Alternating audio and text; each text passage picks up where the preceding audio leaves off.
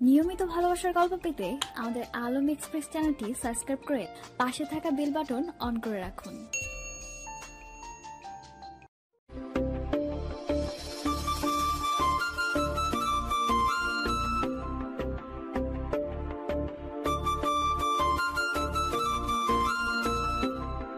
শুধুমাত্র নিজের স্বার্থ সিদ্ধির জন্য বিয়ে করেছি তোমায়, just because of my self interest. ভালোবেসে নয়, বরং সবটা একটা সাজানো নাটক ছিল। এমন কথা শুনে অন্তিকার পায়ের নিচ থেকে মাটি সরে যাচ্ছে যেন।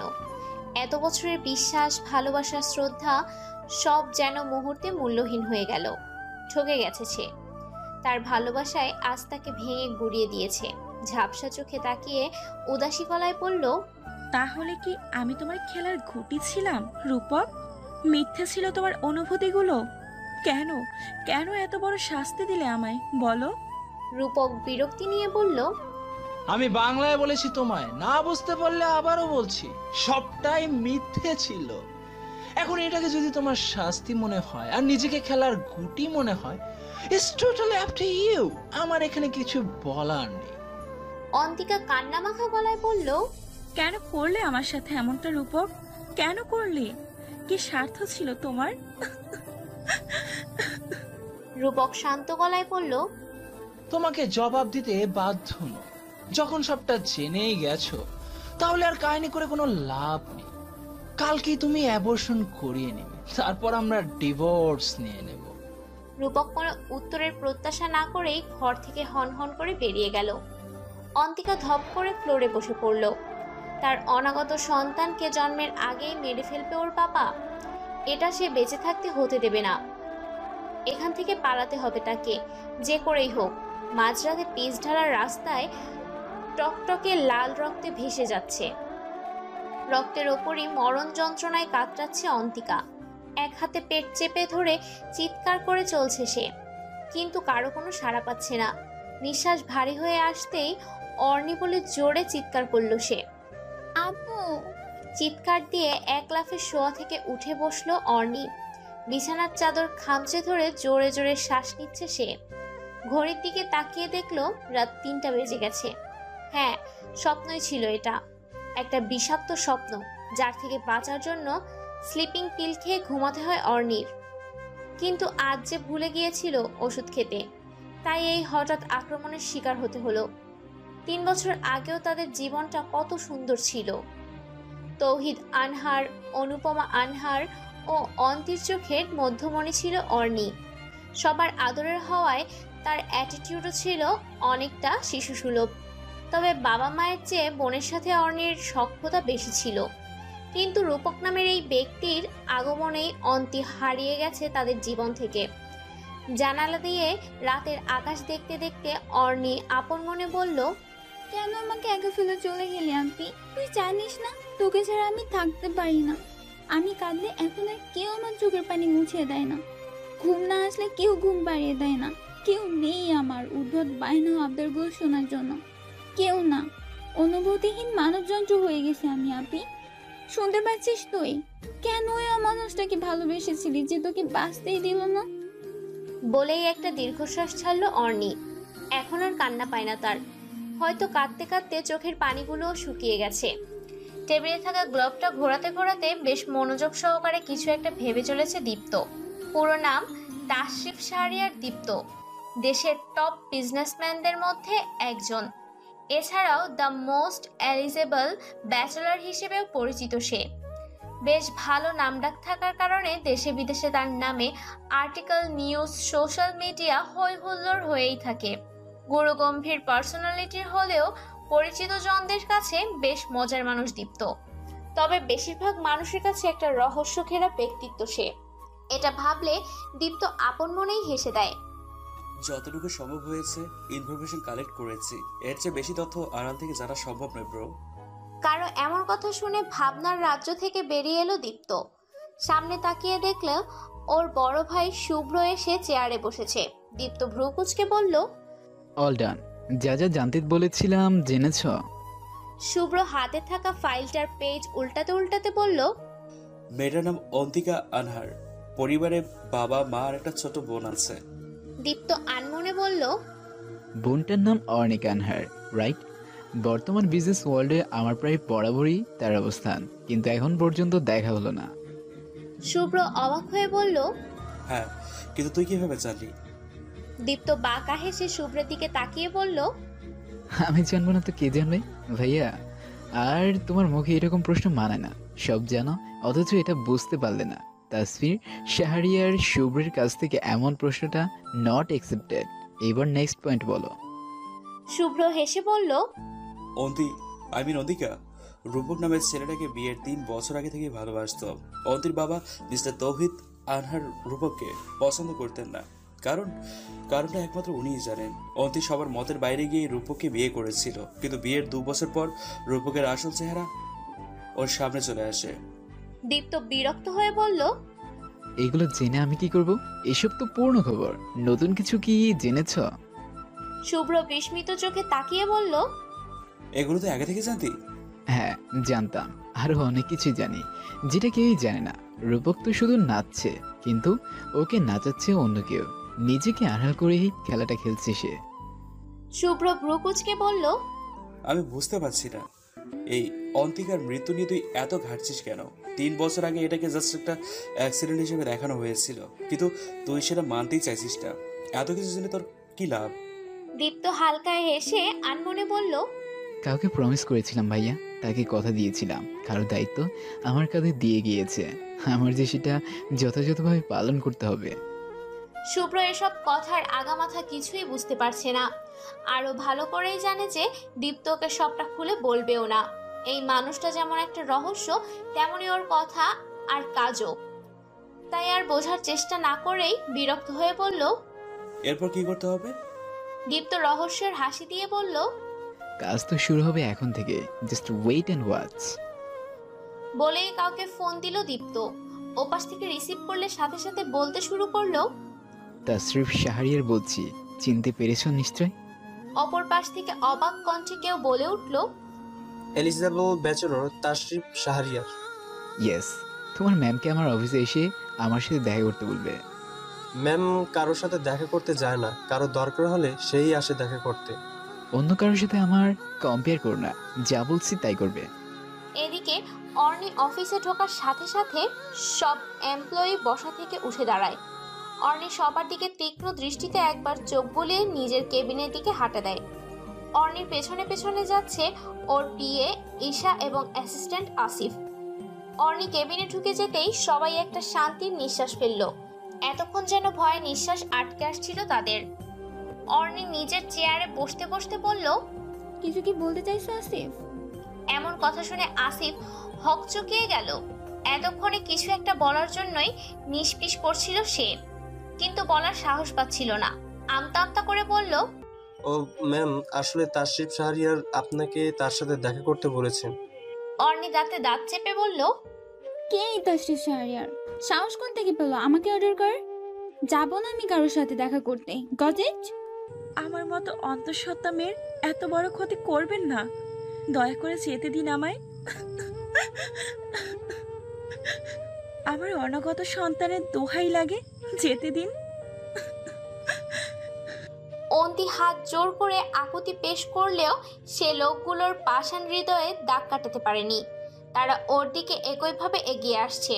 একজন বিশ্রী হাসি দিয়ে বলল, তোমাকে মারার জন্যই আজ আমাদের পাঠানো হয়েছে। আমাদের তো কিছু করার নেই।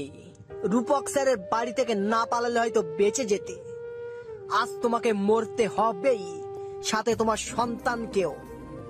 সবাই হো হো করে হাসতে হাসতে এগোচ্ছে। অন্তি অসহায়ভাবে ভীতু চাহনিতে একের পর এক ঢোক গিলছে। মনে মনে সাহস সঞ্চার করে উল্টো ঘুরে দৌড় লাগালো সে। লোকগুলো ওকে ফলো করে দৌড়াতে দৌড়াতে শুরু করলো। কিন্তু ভাগ্য সহায় না থাকলে মানুষের হাতে হয়তো কিছু করার থাকে না। পেটে হাত রেখে দৌড়াতে দৌড়াইতেই এক পর্যায়ে শাড়ির সাথে পা আটকে রাস্তায় উপুর হয়ে পড়ে যায় অন্তি। পেটে মারাত্মকভাবে আঘাত লেগেছে তার। অনবরত ব্লিডিং হচ্ছে বলে রাস্তা দিয়ে রক্ত গড়িয়ে পড়ছে। মরণ যন্ত্রণায় কাতরাচ্ছে অন্তিকা। পেছনের লোকগুলো এই অবস্থা দেখে আর সামনে এগোলো না। সেদিন রাতে কেউই ওকে বাঁচাতে পারেনি, কেউ জানতোই না হয়তো। Damn it. বলে চিৎকার করে টেবিলের উপর থেকে ল্যাপটপটা ফ্লোরে ফেলে দিল দীপ্ত। অনেক কাঠখড় পুড়িয়ে এই সিসি ফুটেজটা কালেক্ট করেছে দীপ্ত। অর্ণির সাথে এই ব্যাপারে কথা বলতে চেয়েছিল, কিন্তু অর্ণি তো অর্ণি, একবার বলে দিয়েছে সে যেতে পারবে না তো পারবেই না। দীপ্ত ব্যস্ততার কারণে যেতে পারেনি, তাই শুভ্রকে বলার পর 1 সপ্তাহ সময় লাগিয়ে এই ভিডিও ক্লিপটি কালেক্ট করেছে। কিন্তু পুরো ভিডিও দেখে ওর মাথায় রক্ত উঠে গেছে। শুভ্র উঠে গিয়ে ফ্লোর থেকে ল্যাপটপটা তুলে সেটা থেকে ইনসার্টেড সিডিটা বের করতে করতে বলল, মাথা গরম করিস না, যা করার ও ভাবার মাথা ঠান্ডা রেখে কর। দীপ্ত দাঁতে দাঁত চেপে বলল, কিভাবে মাথা ঠান্ডা রাখবো আমি? আমি তো ভেবেছিলাম অন্তির মৃত্যুতে রহস্য আছে, তবে সেটা অন্য কোনো রহস্য। কিন্তু এখন দেখেছ, এটাও রূপকের প্রি প্ল্যান্ড আইডিয়া ছিল। লোকগুলোকে ও আগে থেকেই সেট করে রেখেছিল, রাস্তাটাও ফাঁকা রাখার ব্যবস্থা করেছে। ইভেন যে কমার্শিয়াল টাওয়ারের সামনে অন্তিম মারা গেছে সেখানেও সিকিউরিটি সরিয়ে দিয়েছে। হয়তো সিসিটিভির ব্যাপারটা ওর মাথায় আসেনি, কিন্তু ও জানতো অন্তিকে ও বাড়িতে আটকে রাখতে পারবে না। এই জন্যই এই ব্যাকআপ প্ল্যানটা করেছে। কতটা জঘন্য হলে মানুষ নিজের অনাগত সন্তানকেও মেরে ফেলতে চায়। শুভ্র হতাশার নিঃশ্বাস ত্যাগ করলো। এই মৃত্যুটা মার্ডার কেস হলেও ওরা সেটাকে নর্মাল অ্যাক্সিডেন্ট হিসেবে দেখিয়েছে। কিছু একটা মনে হতেই শুভ্র বলল, এই সিসিটিভি ফুটেজটা রিসেন্টলি ডিলিট করা হয়েছে, মানে অন্তের মৃত্যুর পরেও এটা প্রায় 1 বছরের মতো ছিল, তারপর ডিলিট হয়েছে। রূপক কি এত দেরি করে ডিলিট করবে, নাকি অন্য কোনো ঘাবলা আছে? হঠাৎই দীপ্তর চেহারার রং পাল্টে গেল। সে বাঁকা হেসে বলল, খেলা তো চলছে, ব্ল্যাক অ্যান্ড হোয়াইট, নিজেদের মতো করে চাল চালছে। বাট তারা তো আর জানে না খেলাটা থার্ড পার্টির মনের মতো চলছে। অর্ণি স্টাডি রুমে বসে রাগে ফুঁসছে। কিছুক্ষণ আগে আসিফ ফোন দিয়ে এমন একটা নিউজ দিয়েছে যেটা ওর মাথায় আগুন ধরিয়ে দিয়েছে। ফ্রিজ থেকে বিয়ারের ক্যান বের করে কাপ খুলতে যাবে এমন সময় ওর বাবা তৌহিদ আনহার স্টাডি রুমে প্রবেশ করলেন। ওনাকে দেখে অর্ণির ভ্রুর মাঝে কিঞ্চিত ভাঁজ পড়ল। বিরক্তি নিয়ে হাতে থাকা বিয়ারের ক্যানটা সশব্দে টেবিলের ওপর রাখলো। তৌহিদ আনহার থমথমে গলায় বলল, এইসব অখাদ্য না খেলে কি হয় না? একজন বিজনেস টাইকুন হয়ে কিভাবে তুমি নেশা করো সেটাই আমি বুঝতে পারি না। অর্ণি বিরক্তি নিয়ে বলল, ড্রিঙ্কসের বোতলের গায়ে কি সিল লাগিয়ে দিয়েছে যে বিজনেস টাইকনরা এগুলো খেতে পারবে না? মানুষের দিন দিন উন্নতি হয় আর তোমার অধঃপতন হচ্ছে। ভুলে যেও না আমি তোমার বাবা। অর্ণি দাঁত কিরমির করতে করতে বলল, এখন এসব কথা বলার জন্য এত রাতে আমার কাছে এসেছো? বলা হয়ে গেলে যেতে পারো। তৌহিদ আনহার একটা দীর্ঘশ্বাস ছেড়ে বললেন, আমার একটা কথা জানানোর ছিল তোমাকে। অর্ণি ভ্রু কুঁচকে জিজ্ঞাসু দৃষ্টিতে বাবার দিকে তাকালো। তিনি বললেন, আমার এক ফ্রেন্ড তার পরিবার নিয়ে আসবে কালকে নিউ ইয়র্ক থেকে। তারা হোটেলে উঠতে চেয়েছিল, কিন্তু আমি তাদেরকে না বলেছি যতদিন থাকার আমার বাড়িতেই থাকবে। অর্ণি এতক্ষণ যতটা রেগেছিল এখন তার থেকে দ্বিগুণ রেগে গেল। রাগী গলায় বলল, কেন বলেছো এখানে আসতে? এটা কি শাড়িখানা নাকি? দেশে হোটেল ভাড়া বাড়ির অভাব আছে নাকি যে এই বাড়িতে আসতে হলো? তুমি জানো না আমি আমার বাড়িতে বাইরের মানুষ টলারেট করি না? তৌহিদ আনহার ভেতরে ভেতরে রেগে গেলেও শান্ত ভঙ্গিতে বললেন, ওরা কোনো বাইরের মানুষ না, আমার অনেক আগেরই পরিচিত আর আমার অনেক ভালো বন্ধু। তোমার পরিচিত, আমার না। তাদেরকে নিষেধ করে দাও এখানে আসতে। আমার বাড়ি, আমি আনন্দ কাউকে দেখতে চাই না। এবার তৌহিদ আনহার রাগী কণ্ঠে বললেন, এই বাড়িটা আমার, সেটা কি ভুলে গেছো? অর্ণি তাচ্ছিল্যের হাসি দিয়ে বলল, আচ্ছা তাহলে আমাকে কেন জানাতে এসেছো এত কিছু? তোমার বাড়িতে তাহলে তুমিই থাকো, আর চলে যাচ্ছি আমি। বলেই গাড়ির চাবিটা হাতে নিয়ে রাগে গজগজ করতে করতে বাড়ি থেকে বেরিয়ে গেল। পেছন থেকে তৌহিদ ও অনুপমা অনেকবার ডাকাডাকি করলেও অর্ণি শোনেনি। মিসেস অনুপমা কাঁদো কাঁদো হয়ে বললেন, আমার মেয়েটা এমন কেন হয়ে গেল? অন্তি মারা যাবার পরও তো পুরো নির্জীব হয়ে গেছে। কোনো অনুভূতি কাজ করে না ওর মধ্যে। মুখে কোনো হাসি নেই, কান্না নেই, দুঃখ নেই, যা আছে শুধু রাগ আর রাগ। তৌহিদ আনহারও কিছু বলার নেই। অর্ণি বরাবর বদমেজাজি, তবে এভাবে বাড়ি থেকে চলে যায়নি কখনো। তাই তিনি চিন্তিত হয়ে আসিফ ও ঈশাকে ব্যাপারটা জানালেন। এদিকে অর্ণি রাতের আধারে শুনশান রাস্তায় গাড়ি চালাচ্ছেন। এক হাতে বিয়ারের বোতলে চুমুক দিচ্ছে, আরেক হাতে গাড়ির স্টিয়ারিং হুইল ঘোরাচ্ছে।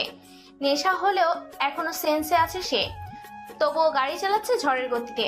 হঠাৎ হেডলাইটের আলো দেখতে পেল সামনে একটা কুকুর বসে আছে। এখন ব্রেক কষলেও লাভ নেই। অর্নি তাড়াহুড়ো করে গাড়ি ঘোরাতেই রাস্তার পাশে থাকা গাছে ধাক্কা লাগলো। অর্নির মাথা স্টিয়ারিং এ লেগে ভালোই আঘাত লেগেছে। তারপরও ড্রিঙ্ক থাকার কারণে মাথা ঘুরিয়ে ঢলে পড়ল সে। গাড়ির বনাট থেকেও ধোঁয়া বের হচ্ছে। অর্নি হালকা হেসে অস্ফুট স্বরে বলল, আপি, আমি বোধহয় তোর কাছে চলে আসছি রে। তোর কোলে মাথা রেখে আবার ঘুমাতে পারবো। So get ready. দীপ্তের মাথায় সারাটা দিন শুধু অন্তির কথাই ঘুরপাক খাচ্ছে। কিছুতেই শান্ত হতে পারছে না। রাতের ঘুমও হারাম হয়ে গেছে তার। এই মেয়েটাকে এত কাছের মানুষ মনে করত। তার এমন করুণ মৃত্যু মেনে নেওয়া যে কারোর জন্যই কষ্টকর। অর্নি কি এসব জানে? হয়তো জানে। ঘরের ভেতর দম বন্ধ হয়ে আসতেই সে গাড়ির চাবিটা হাতে নিয়ে বেরিয়ে গেল। এত রাতে বাড়ির সবাই ঘুমিয়ে আছে, তাই একা একাই চলে গেল। আপাতত তার গন্তব্য এখান থেকে 7 কিলোমিটারের দূরে থাকা গ্রামটা। সেটা গ্রাম না হলেও পরিবেশটা গ্রামের মতোই। বিশেষ করে সেখানে থাকা নদীটার গাহিম করে বাতাসটা উপভোগ করলে এখন একটু শান্তি পাবে সে। এই উদ্দেশ্যেই যাত্রা দিল। রূপক বেশ আয়েশ করে সিঙ্গেল সোফায় হেলান দিয়ে বসে আছে। তার মধ্যে তেমন কোনো ভাবান্তর নেই। সামনের বড় সোফাটা চিন্তিত হয়ে বসে আছেন রূপকের বাবা রুদ্র আহমেদ চৌধুরী। রূপক খানিকটা বিরক্তি নিয়ে বলল, Why are you so worried, Dad? আমরা যাকে দিয়ে কাজ করাই তারা মারা যাচ্ছে। আমাদের তো কিছু হয়নি, তাই না? রূপকের এমন হু কেয়ার্স টাইপ কথাবার্তা শুনে রুদ্র আনহাফ রোগীর স্বরে বললেন, আমাদের কিছু হতে কি দেরি আছে কোনো? তুমি গ্যারান্টি দিতে পারবে আমাদের সেফটি নিয়ে? এখানে গ্যারান্টি তো আর কোনো প্রয়োজনীয়তা নেই। আমরা ওদের নাগালের বাইরে আছি। বাট আমি ভেবে পাই না এসব করছে কে। রুদ্র আনহাফ চিন্তিত হয়ে বললেন, আমার মনে হয় না অন্তির বাবা বা বোন এমন খুন খারাপি করবে। কোনো থার্ড পার্টি এসবের সাথে জড়িত? রূপক হা হা করে হেসে বলল, অন্তির বাবা মাই তো জানে না যে অন্তির মৃত্যু স্বাভাবিক নয়, ওইটা একটা মার্ডার ছিল। আর থার্ড পার্টি এসব জানবে মানে? Seriously dad? বলেই হাসতে লাগলো রূপক। রুদ্র আনহাফ ছেলের এমন গা ছাড়া ভাব দেখে তেলে বেগুনে জ্বলে উঠলেন। হুঙ্কার দিয়ে বললেন, সিরিয়াস মোমেন্টে তোমার হাসি পায়? এখানে কেউ আমাদের ধ্বংসের জন্য উঠে পড়ে লেগেছে আর তুমি চিল মুড়ে মজা উড়াচ্ছ? তোমার সাথে কথা বলে কোনো লাভ নেই। সারাদিন তো শুধু বন্ধুদিনের আড্ডা, সারা রাত মাতাল হয়ে মেনিয়ে পড়ে থাকো। কথাগুলো রূপকের গায়ে কাটার মতো বেঁধেছে। সেও রেগে বলল, তাহলে এসেছো কেন আমাকে বলতে? আমি জানতে চেয়েছিলাম কিছু তোমার কাছে। হ্যাঁ, এটা ঠিক, আমি তোমার প্ল্যান মতোই কাজ করি, কিন্তু এখানে তো আমার কোনো হাত নেই। যত সব। বলেই হন করে বাড়ি থেকে বেরিয়ে গেল রূপক। রুদ্র আনহাফ হাত দিয়ে কপালে স্লাইড করতে করতে বলল, যা করার দাবি করব। কার এত দুঃসাহস যে আমার শত্রু হলো, তাকে নিজ হাতে শেষ না করা পর্যন্ত দম নেব না আমি। বলেই ডেভিল হাসি দিয়ে রুদ্র আনহাফ হসপিটালে থমথমে মুখ করে বসে আছে দীপ্ত। মেজাজটা চরমভাবে বিগড়ে গেছে তার। কিছুক্ষণ আগে রাস্তার কিনারায় থাকা গাছের পাশে ধাক্কা লেগে থাকা অবস্থায় একটা গাড়ি দেখে সজোরে ব্রেক কষালো দীপ্ত। গাড়ির সামনের বনাট খুলে ধোঁয়া বের হচ্ছে দেখে সে বুঝতে পারলো যে অ্যাক্সিডেন্টই হয়েছে। গাড়ির দরজাটা খুলতেই ভেতরে একটা মেয়ের অজ্ঞান অবস্থায় পেল। পালস চেক করে দেখলো বেঁচে আছে। অর্নির কপাল থেকে ফিনকি দিয়ে রক্ত গড়িয়ে পড়ছে। গাড়ির ভেতর থেকে বিদঘুটে গন্ধ বের হচ্ছে। অর্নির পাশের সিটে পড়ে থাকা বিয়ারের বোতল দেখে বুঝতে পারলো এই মেয়ে ড্রিঙ্ক হয়ে গাড়ি ড্রাইভ করছিল। দীপ্ত একটা দীর্ঘশ্বাস ছেড়ে ওকে কোলে তুলে নিজের গাড়িতে উঠায়। কাছের হাসপাতালে পৌঁছে দীপ্ত মাথায় একটা ক্যাপ, মুখে ফেস মাস্ক পরে অর্নিকে কোলে নিয়ে বেরিয়ে আসতেই হাসপাতালের গার্ডরা ওকে ঘিরে ধরে। কিন্তু অর্নিকে দেখে সবাই ব্যস্ত হয়ে ওকে ভেতরে নিয়ে যায়। এত হই হুল্লোড়ে কি আছে সেটা বুঝতে পারছে না দীপ্ত। বেশ অবাকও হয়েছে, তবে কিছু বুঝতেই দিচ্ছে না। অর্নিকে একটা কেবিনে নিয়ে যাওয়ার পর দীপ্ত করিডোরে একটা চেয়ারে বসতেই একজন নার্স এসে জিজ্ঞেস করলো, ম্যামকে এই অবস্থায় আপনি কোথায় পেলেন? আর আপনিই বা কে? এভাবে মুখ ডেকে আছেন কেন? দীপ্ত ভ্রু কুঁচকে তাকিয়ে আছে। ও এখন নিজের পরিচয় দিলে ঝামেলায় পড়বে। কম বেশি সবাই ওকে চেনে। কিন্তু ওই মেয়েটাকে এভাবে ম্যাম বলে ডাকছে কেন? এসব ভেবে চিন্তিত স্বরে বলল, রাস্তায় ওনার গাড়ি অ্যাক্সিডেন্ট করেছিল, সেখান থেকে নিয়ে এসেছি। কিন্তু উনি কে, আপনি কি চিনেন? নার্স অবাক হয়ে বলল, আপনি ম্যামকে চেনেন না? উনি তো আমাদের এই হসপিটালের পার্টনারশিপে আছেন। এছাড়াও বিজনেস ওয়ার্ল্ডে ওনার অনেক নাম ডাক। দীপ্ত ভ্রুকুচকে বিরক্ত প্রকাশ করলো। নাম ডাক না চাই, মাতাল হয়ে রাত বিরেতে বাইরে ঘোরাঘুরি করে, আর সে বিজনেস আইকন। বর্তমান দীপ্ত কেবিনের সামনে চেয়ারে বসে বসে দাঁতে দাঁত ঘষছে ও হাত কচলাচ্ছে। হসপিটাল থেকে অর্ণির পরিবারের কাছে খবর পাঠানো হয়েছে, ওনারা আসলেই দীপ্ত ওদের সাথে ভদ্রতার খাতিরে একবার দেখা করে চলে যাবে।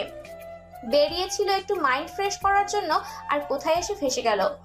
হঠাৎ আসিফ আর ঈশা হন্তদন্ত হয়ে সেখানে পৌঁছালো। তাদের পেছনে অর্ণির বাবা মাও আছে। কেবিন থেকে একজন নার্স বের হতেই আসিফ উত্তেজিত হয়ে বলল, ম্যাম কেমন আছে? মিসেস অনুপমা কাঁদতে কাঁদতে বললেন, আমার মেয়েটা ঠিক আছে তো? এক মেয়ে হারিয়েছি, এখন ওদের কিছু হলে আমি মরেই যাব। নার্স সবাইকে আশ্বস্ত করে বলল, টেনশনের কিছু নেই, মাথায় একটু চোট পেয়েছে আর ড্রাঙ্ক ছিলেন বলে সেন্সলেন্স হয়ে গিয়েছিল। এখন ঠিক আছে, কিছুক্ষণের মধ্যেই জ্ঞান ফিরে আসবে। বলেই নার্স চলে গেল। সবাই একটা স্বস্তির নিঃশ্বাস ছাড়লো। এদিকে দীপ্তের মাথায় শুধু মিসেস অনুপমার কথাগুলো ঘুরছে। এক মেয়েকে হারিয়েছেন, এই মেয়েটার নাম অর্ণি। দ্যাটস মিন এটাই অন্তের বোন অর্ণি। দীপ্ত দুই হাত দিয়ে নিজের মুখ চেপে ধরে জোরে জোরে শ্বাস নিচ্ছে। এত কাছে থেকে ও অর্ণিকে চিনতে পারলো না। অবশ্য না চেনারই কথা, মেয়েটা আগের চেয়ে একদম বদলে গেছে। তারপরও ড্রিঙ্কসও করে। আসিফ দীপ্তের পাশে বসে ওকে জিজ্ঞেস করলো, আপনি অর্ণি ম্যামকে এখানে নিয়ে এসেছেন? দীপ্ত হালকা নড়ে চড়ে উঠে আসিফের দিকে তাকিয়ে নিজেকে স্বাভাবিক করলো। ওর দিকে ট্রু দৃষ্টিতে তাকিয়ে বলল, এত ইরেসপন্সিবল কিভাবে হলে তোমরা? একটা মেয়ে রাতের বেলা মাতাল হয়ে ড্রাইভ করছিল, বুঝতে পারছো ব্যাপারটা? যদি বড় কোনো দুর্ঘটনা। বলেই একটা নিঃশ্বাস ছেড়ে রাগ নিয়ন্ত্রণ করলো সে। আসিফের দীপ্তের কণ্ঠ শুনে পরিচিত পরিচিত মনে হচ্ছে। সে ব্রুকুচকে বলল, আপনাকে কেন যেন চেনা চেনা ঠেকছে, কোথাও দেখেছি বা আপনার কণ্ঠ শুনেছি। দীপ্ত মেকি হেসে বলল, আমি এক সপ্তাহ আগে তোমাকে ফোন করেছিলাম তোমার ম্যামকে আমার সাথে দেখা করার জন্য। আসিফ অবাক হয়ে বলল, তাশরিফ শাহরিয়ার, আপনি এখানে কিভাবে? দীপ্ত মাস্কটা খুলে টিস্যু দিয়ে মুখ মুছতে মুছতে বলল, ভাগ্য মিলিয়ে দিয়েছে বুঝলে। অর্ণি কেবিনে দুই হাত দিয়ে মাথা চেপে ধরে বসে আছে। এতক্ষণ স্লাইড দেওয়া হয়েছিল, এখন সেটা খুলে ফেলা হয়েছে, কারণ কিছু ওষুধ খেতে হবে। কিন্তু অর্ণি এখন কিছু খাবে না বলে দিয়েছে। ওকে জোর করার মতো কারো সাহস নেই, কিন্তু কিছু তো খাওয়াতেই হবে। মিসেস অনুপমা এসে খাওয়ানোর চেষ্টা করছিল, কিন্তু অর্ণি এক ঝাড়ি মেরে চলে যেতে বলেছে। এখন সবাইকে হাত গুটিয়ে বসে থাকতে দেখে দীপ্ত বলল, দাও আমি একবার ট্রাই করে দেখি। ঈশা ভীতু চেহারা বানিয়ে বলল, স্যার, আপনি ম্যামকে চেনেন না? ম্যাম অসম্ভব রাগী ও বদমেজাজি, আপনার না যাওয়াই বেটার। দীপ্ত হালকা হেসে বলল, আমিও তাহলে একবার দেখে আসি কেমন রাগী হয়ে গেছেন উনি। ম্যামকে সামলানোর জন্য তো একটা সেট দরকার, তাই না? বলেই বাঁকা হেসে ভেতরে চলে গেল। এদিকে আসিফ আর এশা বেকটেলের মতো দীপ্তের যাওয়ার দিকে তাকিয়ে আছে। দীপ্তের কথার আগামাথা কিছুই বুঝতে পারছে না ওরা। কেবিনে কারো ঢোকার শব্দ পেতেই অর্ণি রাগী গলায় বলল, বলেছি না আমাকে একা থাকতে দিতে, কিছু খাবো না। বলতে বলতে সামনের দিকে তাকাতেই অর্ণি ভ্রু কুঁচকে ফেললো। এই সময় একজন অপরিচিত মানুষ ওর কেবিনে কেন আসলো? কে আপনি? এখানে কেন এসেছেন? দীপ্ত বাঁকা হেসে বলল, নাম বলবো নাকি পরিচয় দিব? অর্ণি এমন হেয়ালি পূর্ণ কথা শুনে দাঁতে দাঁত চেপে বলল, দুটোই। দীপ্ত আগের মতো হেসেই বলল, নাম হলো তাশরিফ শাহরিয়ার দীপ্ত। অর্ণি নামটা শুনেই চমকে ওঠে। অবাক হয়ে দীপ্তের দিকে তাকালো সে। কাপা কাপা গলায় বলল, দীপ্ত? দীপ্ত অর্ণির এমন অবাক চাইনি দেখে বুঝেও না বোঝার ভান করে বলল, হোয়াট? এভাবে তাকিয়ে আছো কেন? কখনো ছেলে দেখোনি নাকি? কথাগুলো কর্ণগোচর হতেই অর্ণি ভ্যাবাচাকা খেয়ে গেল। তার মানে এই দীপ্ত সেই দীপ্ত না? আর সেই দীপ্ত এখানে আসবে বা কিভাবে? ও তো অনেক আগেই দেশ ছেড়ে চলে গেছে। তাছাড়া দীপ্ত যে বোকাশোকা টাইপের ছেলে ছিল, এমন উদ্ভট কথাবার্তা ওর দ্বারা অসম্ভব। অর্ণিকে মাথা নিচু করে কিছু ভাবতে দেখে দীপ্ত মনে মনে হাসছে আর ভাবছে, আমি জানি তুমি কি ভাবছো। দীপ্ত তোমার জন্যই আবার ফিরে এসেছে, কিন্তু তোমাকে আমার পরিচয় এখনো দেওয়া যাবে না, তাহলে পুরো খেলাটাই বিগড়ে যাবে। দীপ্ত অর্ণির দিকে তাকিয়ে মেকি হেসে বলল, কি হলো, কোন ভাবনায় ডুবে গেলে? অবশ্য চোখের সামনে এমন একটা হ্যান্ডসাম ছেলে দাঁড়িয়ে থাকলে কত ভাবনাই তো মাথায় আসবে। অর্ণি ভ্রু কুঁচকে তাচ্ছিল্যের হাসি দিয়ে বলল, আপনাকে এক পলক দেখে আমার ভাবনায় মগ্ন হয়ে যাব। আনিকা আনহারের এত খারাপ দিন চলে আসেনি, কিন্তু আপনি এখানে কেন বলুন তো? আমি তো তোমাকে হসপিটালে এনে ভর্তি করালাম, তোমার এত বড় উপকার করলাম, আর তুমি এই জন্য কারো ভালো করতে নেই। অর্ণি বিরক্তি নিয়ে দীপ্তের দিকে তাকিয়ে আছে। এখন এসব ন্যাকামো দেখতে ইচ্ছে করছে না ওর। দাঁতে দাঁত চেপে বলল, আপনার উপকার করা শেষ হয়ে গেলে আসতে পারেন। আমাকে বাঁচিয়ে অনেক বড় ক্ষতি করে দিয়েছেন, সো আমার মেজাজ খারাপ হওয়ার আগেই এখান থেকে যান। দীপ্ত অবাক চোখে তাকিয়ে আছে। অর্ণি এতটা বদলে গেছে, ওর সেটা হজমই হচ্ছে না। এই মেয়েটা কত হাসি খুশি প্রাণোচ্ছল ছিল, শুধু কি অন্তের মৃত্যুই ওকে এতটা পাল্টে দিয়েছে? হয়তো। দীপ্তকে ভাবনায় মগ্ন দেখে অর্ণি বিরক্ত হয়ে বলল, এখানে দাঁড়িয়ে দাঁড়িয়ে চিন্তা ভাবনা না করে বাইরে কোথাও গিয়ে করুন, শান্তি পাবেন। দীপ্ত এমন কথা শুনে নড়ে চড়ে উঠে বলল, ও, তোমার কাছে কেউ যদি কোনো রিকোয়েস্ট করে তাহলে কি তুমি সেটা রাখো? অর্ণি চমকে গিয়ে দীপ্তের দিকে তাকালো। কোনো আবদার করতে হলে সে সবার আগে এই প্রশ্নটাই করত, কিন্তু এই দীপ্ত সেটা কিভাবে জানলো? অবাক হয়ে আনমনে বলল, আপনি কিভাবে জানলেন? দীপ্ত মনে মনে হেসে ওপর দিয়ে অবাক হওয়ার ভান করে বলল, আমি আবার কি জানালাম, তোমার জাস্ট একটা প্রশ্ন করলাম। সম্বিত ফিরে পেতে অর্ণি নিজের ভাবনার ওপর বিরক্তি হয়ে বলল, হ্যাঁ, রিকোয়েস্ট রাখি। দীপ্ত বাঁকা হেসে বলল, তাহলে তোমাকে আমি এখন খাওয়ার জন্য রিকোয়েস্ট করছি, কিছু খেয়ে নাও প্লিজ। অর্ণি হতবাক হয়ে দীপ্তর দিকে তাকিয়ে আছে। তার মুখ অটোমেটিকলি হা হয়ে গেল। এই ছেলের কি বুদ্ধি রে বাবা, ওর কথার প্যাচে ওকেই ফেলে দিল। অর্ণিকে ওভাবে তাকিয়ে থাকতে দেখে দীপ্ত মুখ ফুলিয়ে বলল, দেখো, তুমি কিন্তু বলেছিলে যে রিকোয়েস্টটা রাখো, এখন না বললে কিন্তু চলবে না। আর এতে তো তোমার কোনো ক্ষতি হচ্ছে না, খেয়ে নাও না প্লিজ। অর্ণি দাঁতে দাঁত চেপে বলল, ওকে দিন। দীপ্ত যেন আকাশের চাঁদ হাতে পেল, এক্সাইটেড হয়ে বলল, আমি খাইয়ে দিচ্ছি, তুমি তো অসুস্থ। বলেই এক চামচ খাবার অর্ণির দিকে এগিয়ে দিল। অর্ণি ওর দিকে অবাক হয়ে তাকিয়ে খেয়ে নিল। এত বছর পর কেউ ওর নাকে হ্যাঁ বানাতে পারলো, আর ও বাধাও দিতে পারলো না। দীপ্ত মনে মনে রহস্যের হাসি দিয়ে বলল, তোমার উপর আমার প্রভাব বিস্তার তো সবেমাত্র শুরু সুইটহার্ট, আগে আগে দেখো হোতা হে ক্যা। দীপ্ত সকালের দিকে বাড়ি ফিরলে ওর পরিবারের সবাই বিস্মিত চোখে দীপ্তের দিকে তাকায়। দীপ্ত সবার দিকে তাকিয়ে দেখলো ওর বাবা মা ভাবি ভাই ওর বোন ওর দিকে সন্দেহের দৃষ্টিতে তাকিয়ে আছে। দীপ্ত সবার দিকে ভ্রু কুঁচকে তাকিয়ে বলল, হোয়াট, তোমরা আমার দিকে এইভাবে তাকিয়ে আছো কেন? শাহরিয়ার ইসলাম সন্নিগ্ধ কণ্ঠে বললেন, সবাই অনেক অবাক হয়ে গেছে তাই। দীপ্ত স্বাভাবিক ভঙ্গিতে বলল, এতে অবাক হওয়ার কি আছে, তোমাদের বৌমা অ্যাক্সিডেন্ট করেছিল, সেই জন্য সারা রাত হসপিটাল থাকতে হয়েছে। দীপ্তর ছোট বোন তৃপ্তি অবাক হয়ে বলল, বৌমা মানে? তুমি বিয়ে করলে কবে? কাকে বিয়ে করেছো? শুভ্রের বউ মিথিলা এক্সাইটেড হয়ে বলল, অর্ণি। সবাই এতক্ষণে ব্যাপারটা ধরতে পেরে স্বস্তির নিঃশ্বাস ছাড়লো। দীপ্ত মিহিমাকে এক হাতে জড়িয়ে ধরে বলল, দেখেছ, তোমরা সবাই ভুলে গেলে কি হবে, আমার সুইটি কিউটির ভাবিটা ভুলেনি। মাই ভাবি ইজ দ্য বেস্ট। শুভ্র বলল, আমিও তো বেস্ট, কারণ আমিও অবাক হইনি এটা শুনে। তুমি অবাক হওনি কারণ তোমাকে আমি প্রায়ই বলি এখানে তোমার নিজস্ব কোনো ক্রেডিট নাই, বুঝলে? হ্যাঁ, তা তো বলবি, হাসপাতালে ডাক্তারিও করি, আবার তোর জন্য এক্সট্রা খাটতে হয় আমার। এরপরে সে আবার বলিস কোনো ইনফরমেশন কালেক্ট করে দিতে। ওদের কথা শুনে দীপ্তের মা মিসেস দিয়া বিরক্ত হয়ে বললেন, আরে কি শুরু করলি তোরা? চুপ কর এখন। জিত, তুই যে বললি অর্ণি অ্যাক্সিডেন্ট করছে, এটা কি সত্যি? হ্যাঁ, কাল মাঝরাতেই অ্যাক্সিডেন্টটা হয়েছে, তেমন মেজর কিছু না, কপালে আঘাত পেয়েছে শুধু। তৃপ্তি বলল, কিন্তু এত রাতে যাচ্ছিলে কোথায়? এখনো জানি না, তবে ওর বাবার সাথে রাগারাগি করে বেরিয়ে গিয়েছিল বাড়ি থেকে, আর ওর ড্রিঙ্ক হয়ে গাড়ি চালাচ্ছিল। সবাই চোখ বড় বড় করে সমস্বরে বলল, ড্রাঙ্ক? দীপ্ত হতাশ গলায় বলল, হ্যাঁ, ও নাকি প্রায় ড্রিঙ্ক করে, আর আগের মতো একদমই নেই মেয়েটা। কথাবার্তায় অনেক রড, চেহারা ফ্যাকাশে হয়ে গেছে, চোখের নিচে কালি, একদম অচেনা লাগে দেখতে। তবে চোখে মুখে আগে যে মায়াটা ছিল সেটা এখনো আছে।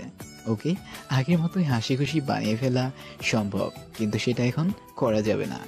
শাহরিয়ার ইসলাম বললেন, মেয়েটি অনেক কষ্ট সহ্য করেছে, এখন আর কত? দীপ্ত আনমনে হেসে বলল, আরো কয়েকটা দিন ওয়েট করতে হবে, কেননা আসল খেলাটাই তো এখনো বাকি। পরের দিন সকালে অর্নি হসপিটাল থেকে রিলিজ নিয়ে বাসায় চলে এসেছে। ডক্টর ওকে 3 দিন থাকতে বললেও ও কারো কথা পরোয়া না করে চলে এসেছে। কিন্তু বাড়িতে অপরিচিত মানুষজন দেখে মনটাই বিষিয়ে গেছে তার। তৌহিদ আনহার বন্ধু ইশতিয়াক আহমেদ তার স্ত্রী ইরফা আহমেদ ও একমাত্র ছেলে ইরহাম আহমেদকে নিয়ে এসেছেন। অর্নি বাড়িতে প্রবেশ করার সাথে সাথে দেখলো ওনারা সবাই ব্রেকফাস্ট করছেন। ইরহাম কফির মগে চুমুক দেওয়ার আগেই অর্নিকে দেখে থেমে গেল। মনে মনে বলল, তো এটাই miss Anikanahar, one of the famous lady of BD. এত রুডলি তাকিয়ে আছে কেন? অনেক রাগী হয়তো, but I like it. Mrs Anupama হাসি মুখে অর্নিকে সবার সাথে পরিচয় করিয়ে দিলেন, কিন্তু অর্নি গম্ভীর দৃষ্টিতে সবার দিকে তাকিয়ে আছে। ইফরা আহমেদ হাসি মুখে অর্নির দিকে তাকিয়ে বলল, তৌহিদ ভাইয়ের মুখে যেমনটা শুনেছি, ও তো দেখছি তার থেকেও বেশি সুইট একটা মেয়ে। আমি তো বাংলাদেশে পৌঁছেই তোমাকে দেখতে চাইছিলাম, কিন্তু তুমি নাকি অসুস্থতার জন্য হসপিটালাইজড ছিলে। তার মানে এরা কালকেই এসেছে আর তৌহিদ আনহার অর্নিকে কিছুই জানানো হয়নি। অর্নি নিজের বাবার দিকে একবার চোখ পাকিয়ে তাকালো। তৌহিদ আনহার অমন চায়নি দেখে একটা শুকনো ঢোক গিললেন। অর্নি কিছু না বলেই ধূপধাপ পা ফেলে নিজের ঘরে চলে গেল। ইশতিয়াক আহমেদ একটু অবাক হয়ে বললেন, ও কি সবসময় চুপচাপ থাকে নাকি? তুই না বলেছিলি তোর ছোট মেয়েটা তোদের সারা বাড়ি মাতিয়ে রাখে? তৌহিদ আনহার হতাশ গলায় বললেন, মেয়েটা এমন ছিল না, অন্তির মৃত্যুর পর থেকেই ও এমন হয়ে গেছে। ওই যে লোকে বলে না, সবচেয়ে প্রিয় জিনিসটা হারিয়ে যাওয়াটা কেউ মেনে নিতে পারে না, ও পারেনি। সেদিনের পর থেকে ওর মুখে কোনো হাসি দেখিনি, যা দেখেছি তা শুধু রাগ আর বিরক্তি। কিছু বলি না, কারণ উপর দিয়ে স্বাভাবিক থাকলেও ওর রাগকে আমরা সবাই অনেক ভয় পাই। ওর রাগী রূপ অনেক ভয়ঙ্কর। ইরহাম সবটা শুনে মনে মনে হাসছে আর ভাবছে, মিস ওনি, তুমি যতই রাগী হও না কেন, আই ভ্যাডলি নিড ইউ ডুয়েট। মৃত্যু দ্বার প্রান্তে দাঁড়িয়ে আছিস, প্রস্তুত হয়ে নে উপরে যাওয়ার জন্য। বলেই অট্টহাসিতে ফেটে পড়ল সবাই। অন্ধকারাচ্ছন্ন একটা ঘর, ঠিক মাঝখানে একটা লোককে চেয়ারের সাথে হাত পা বেঁধে রাখা হয়েছে। তার আশেপাশে 10-12 জন কালো পোশাক পরিহিত লোক দাঁড়িয়ে আছে। সবারই মুখ ঢাকা, তাই চেনা যাচ্ছে না কাউকে। বন্দি লোকটাকে ছুটোছুটি করতে করতে বলল, আমাকে কেন এখানে এভাবে বেঁধে রেখেছেন? কি ক্ষতি করেছি আমি আপনাদের? আমাকে যেতে দিন। সবার মধ্য থেকে একজন দাঁতে দাঁত চেপে বলল, শুধু ক্ষতি করিসনি, পাপ করেছিস, পাপ। বস এলেই বুঝতে পারবি সব। আর এখানে যে একবার আছে সে আর ফিরে যেতে পারে না। বলেই সবাই হো হো করে হেসে দিল। কিছুক্ষণ পর শুয়ের গটগট শব্দ ভেসে আসতে লাগলো। সময় যত অতিক্রান্ত হচ্ছে, শব্দটাও ক্রমশ এগিয়ে যাচ্ছে। একটা অবয়ের আগমন ঘটতেই উপস্থিত সবাই ভয়ে ঢোক গিলতে গিলতে লাগলো, কারণ একটা হিংস্রতা সম্পর্কে সবাই অবগত। হাঁটু পর্যন্ত লম্বা কালো হুডি, মুখে কালো মাস্ক, হাতে কালো গ্লাভস, পায়ে কালো স্নিকার্স। পরনে ব্যক্তিটাকে দেখলে একদমই চেনা যাচ্ছে না, শুধু রক্তিম বর্ণের চোখ দুটো দেখা যাচ্ছে, যা দেখলে যে কারোই আত্মা শুকিয়ে যাবে। ব্যক্তিটাকে একজনকে ইশারা করতেই সে হাত পা বেঁধে রাখা লোকটাকে বলল, কার কথা শুনে কাজ করিস? নাম বল। লোকটা ভয়ে ভয়ে বলল, আমি কারো আন্ডারে কাজ করি না, আমি কিছু করিনি, আমাকে ছেড়ে দিন। এমন কথা শুনে আরেকজন বলল, বস এ তো কিছুতেই মুখ খুলছে না, অনেকক্ষণ ধরে জিজ্ঞাসা করছি। ইচ্ছে তো করছিল তখনই শেষ করে দিই, শুধু আপনার জন্য অপেক্ষা করছিলাম। হুডি পরা ব্যক্তিটা আরেকজনকে ইশারা করলো। মুহূর্তের মধ্যেই সে একটা জ্বলন্ত লোহার শিক এনে ব্যক্তির হাতে দিল। সে হিংস্র চাহনিতে লোকটার দিকে তাকিয়ে আছে। কিছুক্ষণ পরে লোকটার গগন বিদারী চিকিৎসার ঘরটির 4 দেয়ালে প্রতিবন্ধিত হতে লাগলো। দীপ্ত নিজেই গাড়ি ড্রাইভ করে একা একা বাড়ি ফিরছে। সারাদিন এই সেই নানা কাজে ব্যস্ত ছিল। এখন প্রায় সন্ধ্যা ঘনিয়ে এসেছে।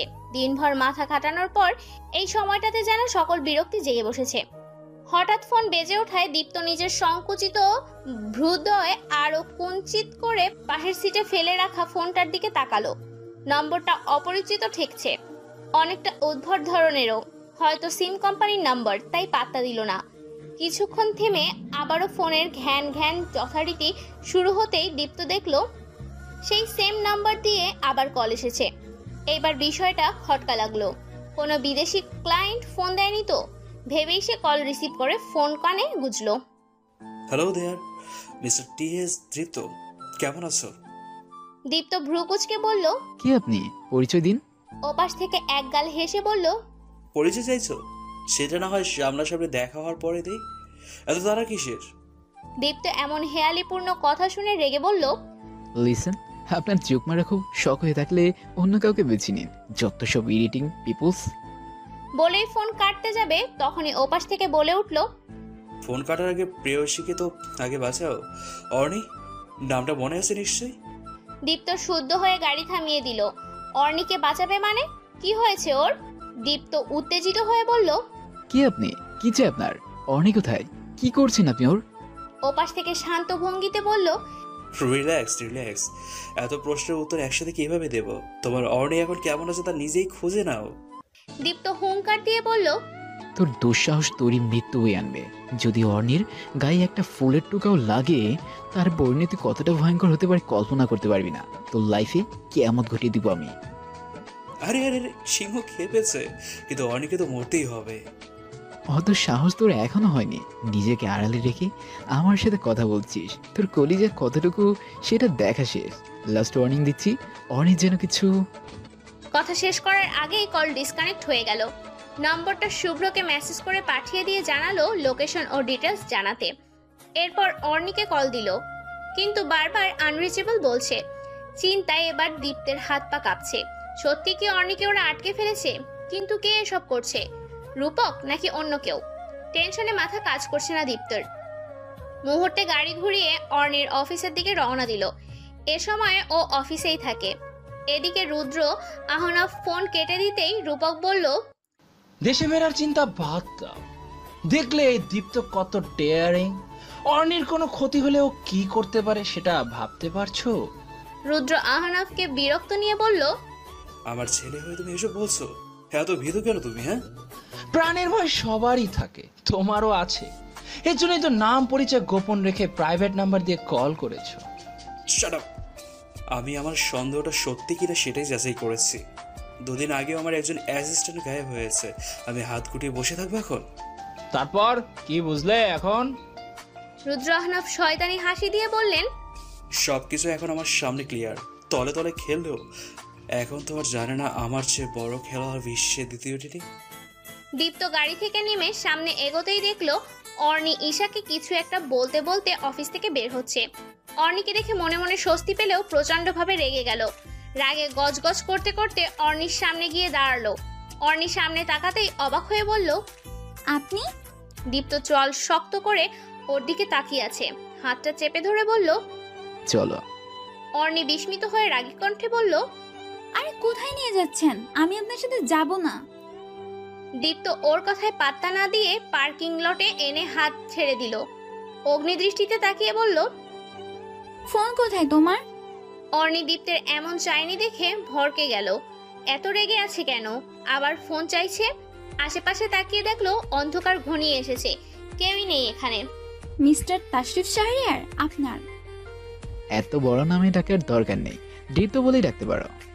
অর্নি কিছুক্ষণ চুপ করে থেকে বলল, পারবো না। কেন? এই নামের কি তোমার কোনো এক্স ছিল নাকি? অর্নি বিস্ফোরিত চোখে তাকিয়ে বলল, এখানে কেন নিয়ে এসেছেন? তোমাকে কিছু জিজ্ঞেস করেছি আমি। তোমার ফোন কোথায়? অর্নি বিরক্ত নিয়ে পকেট থেকে ফোন বের করে ওর হাতে দিল। দীপ্ত ফোন অন করতেই ওর চোখ মুখ লাল হয়ে গেল। অর্নিকে দেখিয়ে বলল, এটা কি প্লেনে চড়ে ওয়ান্ডা যাচ্ছিলে নাকি আমার জন্য ডেথ সার্টিফিকেট আনতে যাচ্ছিলে? অর্নি এমন কথার আগামাথা না বুঝে ফোনের দিকে ছোট ছোট চোখ করে তাকিয়ে দেখলো এরোপ্লেন মোড চালু করা। এজন্যই তো সারাদিন কোনো কল আসছিল না। কিভাবে এটা অন হয়ে গেছে নিজেও জানে না। আমতা আমতা করে বলল, হয়তো ভুলে এমনটা হয়ে গে। দীপ্তকে গাড়ির সাথে চেপে ধরে দাঁতে দাঁত চেপে বলল, তোমার এই একটু একটু ভুলের জন্য যে আমার জানটা পেরিয়ে যাচ্ছিল, সেটা কি হবে? আমার মৃত্যুর দায়ভার নিতে তুমি? অর্ণি অবাক হয়ে তাকালো, যেন আকাশ থেকে পড়েছে। বিস্ময় বিভ্বল হয়ে বলল, মানে? কতগুলো কল দিয়েছি হিসেব নেই, টেনশনে শেষ হয়ে যাচ্ছিলাম আমি। এত চিন্তার কারণে অর্ণি ভেবে পেল না। আর এই ছেলেকে তো ও কয়েকদিন ধরেই চেনে, তাহলে এত হাইপার হচ্ছে কেন ও? ভাবতে ভাবতে নিজের দিকে তাকিয়ে দেখলো দীপ্ত ওর হাতে চিপকে দাঁড়িয়ে আছে। অর্ণি রাগী গলায় বলল, সরে দাঁড়ান। দীপ্তের এতক্ষণে হুঁশ আসায় ভ্রু কুঁচকে নিজের দিকে তাকিয়ে আবার অর্ণির দিকে তাকিয়ে বলল, কেন? এভাবে থাকলে কি প্রবলেম? অর্ণি দাঁতে দাঁত চেপে বলল, নিজের বিপদ নিজে ডেকে আনতেছেন, এর দাম শোধ করতে গিয়ে হিমশিম যেন না খেতে হয়। দীপ্ত ওর সাথে আরো ঘেঁষে দাঁড়িয়ে বলল, থ্রেট দিচ্ছ? Don't do that. এরপর থেকে আমি কল দিলে একবার রিং হওয়ার আগেই যেন রিসিভতে হয়। বলেই সরে দাঁড়ালো। অর্ণি মুখের সামনে থেকে চুল সরিয়ে সুরটা ঠিক করে দীপ্তের দিকে রক্তচক্ষু নিয়ে তাকালো। দাঁতে দাঁত ঘষে ফোঁস করতে করতে চলে গেল। দীপ্ত গাড়িতে হেলান দিয়ে অর্ণির যাওয়ার দিকে তাকিয়ে আনমনে হেসে বলল, পুরো ধানি লঙ্কা রেগে ফায়ার হয়ে গেছে দেখছি। দীপ্ত, তুই তো গ্যায়া, কপালে শনি আছে আমার। অন্ধকারাচ্ছন্ন বদ্ধ ঘরে চেয়ারের সাথে হাত পা বাঁধা অবস্থায় বসে আছে দীপ্ত। আজ রাস্তা থেকে ওকে কিডন্যাপ করেছে কয়েকটা কালো মাস্ক পরা লোক। দীপ্ত আসাম্মিক পরিস্থিতিতে অবাক হলেও ব্যাপারটা ওর মস্তিষ্কে কয়েক সেকেন্ডের মধ্যেই ধরা দিয়েছিল। মনে মনে অনেক হাসি পাচ্ছিল ওর, কিন্তু সুনিপুণ ভেবে সেটা চেপেও নিয়েছিল। এখন অনেক বিরক্ত লাগছে। সেই সন্ধ্যাবেলায় ওকে এখানে নিয়ে এসেছে, কিন্তু এখন মধ্যরাত, তবুও কারো আসার নামই নেই। হঠাৎ খট করে দরজা খুলে যাওয়ার শব্দে চকিত হয়ে সামনে তাকালো। সারা ঘরে হলদেটে আলো ছড়িয়ে পড়তেই দীপ্ত তার চোখের সামনে 10-12 জনের মতো কমপ্লিটলি কালো গেটআপের লোক দেখতে পেল। তাদের দুটো চোখ ছাড়া আর কিছুই দেখা যাচ্ছে না। দীপ্ত ভ্রু কুঁচকে ওদের দিকে তাকিয়ে আছে। একজন এগিয়ে এসে ঝাঁঝালো কণ্ঠে বলল, খিদে পেয়েছে তোর? দীপ্ত রাগী স্বরে বলল, এতক্ষণ এভাবে বসে রেখে এখন জিজ্ঞেস করছে যে খিদে পেয়েছে কিনা? খাওয়ানোর জন্য কিডন্যাপ করে এনেছে নাকি? বস ফোন দিয়ে বলেছে আপনার খিদে লাগলে খাবার দিতে, এজন্যই জিজ্ঞেস করেছি। এই প্রথম কাউকে ধরে আনার পর বস তাকে খাবার দিতে বলল। কেন কিডন্যাপ করে এনেছ? টাকা চাইলে চাপ পাবে না, আর আমায় মারতে চাইলে সেটাও পারবে না। আগুন নিয়ে খেলছো বুঝলে? বলেই বাঁকা হাসলো দীপ্ত। সবাই খানিকটা ভ্যাবাচাকা হয়ে গেল। এর এত কনফিডেন্স! কিডন্যাপ করে আনা হয়েছে তবুও কোনো হেলদোলই নেই। আমাদের শুধু ধরে আনতে বলা হয়েছে, কারণটা তো বসই জানে। তা কোথায় তোমাদের বস? কখন আসবে? চলে আসবে কিছুক্ষণের মধ্যেই, ফোন দিয়ে তো সেটাই জানালো। বরাবরের মতো শুয়ের গটগট শব্দ আসতেই সবাই জড়সড় হয়ে ছড়িয়ে দাঁড়ালো। একজন দীপ্তকে সাবধান করে দিতে বলল, শোনো, বস যা জিজ্ঞেস করবে ঠিকঠাক উত্তর দিবে। উনি কিন্তু অনেক ভয়ঙ্কর ও হিংস্র, অত্যাচার শুরু করলে সহ্য করতে পারবে না। দীপ্ত হেসে বলল, আচ্ছা, মনে থাকবে। কালো হুডি পরা ব্যক্তিটা দরজা ভেদ করে ভেতরে এসে সবার দিকে এক পলক তাকালো। আজ তার চোখে রাগী ভাব থাকলেও বরাবরের মতো হিংস্রতা নেই। দীপ্ত ভ্রু কুঁচকে তাকিয়ে আছে তার দিকে। ব্যাপারটা হজম হচ্ছে না। ওকে কেন কিডন্যাপ করে আনলো সেটা বুঝতে পারছে না। একজন এগিয়ে এসে বলল, বস, খাবার দিতে চেয়েছিলাম, কিন্তু তেমন আগ্রহ দেখালো না। কালো মাস্ক ভেদ করে ঝাঁঝালো মেয়েলি কণ্ঠ ভেসে এলো, কি বস করছো? আর আগ্রহ না দেখালে খাবার দিবে না? আমি তোমাদের বলেছি খাবার দিতে, ওনার কাছে জিজ্ঞাসা করতে বলিনি। সবাই মুখ কাচুমাচু করা শুরু করলো। বেশ অবাকও হয়েছে। আসলে বস, এই প্রথম দেখলাম কাউকে এখানে আনার পর খাবার দিতে বললেন। আবার কাউকে বলেছেন সামনাসামনি, আগে তো শুধু ইশারা দিতেন। সে রাগী গলায় বলল, তোমাদের এত কিছু বুঝতে বলেছি আমি, নিজ নিজ কাজ করো। বলেই সামনে তাকিয়ে দেখলো দীপ্ত হাসি মুখে তাকিয়ে আছে। ওর অনেক অবাক লাগছে। আবার রাগও হচ্ছে। ভয় না পেয়ে এভাবে হাসছে কেন ছেলেটা? সবার দিকে তাকিয়ে ইশারা করতেই সবাই ঘর থেকে চলে গেল। সাথে সাথেই সে মাথা থেকে হুডির ক্যাপটা নামিয়ে দেয় আর ঝকঝকে কালো সিল্ক চুলগুলো পিঠে ছড়িয়ে পড়ে। মুখ থেকে মাস্কটা সরাতেই দীপ্ত ভ্রু কুঁচকে কিছুক্ষণ তাকিয়ে থেকে আবার হেসে দিয়ে বলল, দেখতে কিন্তু অস্থির লাগছে তোমায় মিস অর্নিকা আনহার। বরাবরের মতো এবারও কয়েকশো ভোল্টেজ ক্র্যাশ খেলাম। অর্নি দাঁতে দাঁত চেপে ধরে বলল, শুনুন, আপনি প্রচুর বার বেড়েছেন। আপনার সাহস দেখে আমি সবসময় অবাক হয়েছি। ছেলে হয়ে আমার সাথে তো ঘেঁষাঘেঁষি করে সাহস কোত্থেকে পান আপনি? আপনি জানেন না আমি ঠিক কি কি করতে পারি? আমার এই 2 হাত দ্বারা সব সম্ভব। দীপ্ত শীতল কণ্ঠে বলল, ভালোবাসা সম্ভব?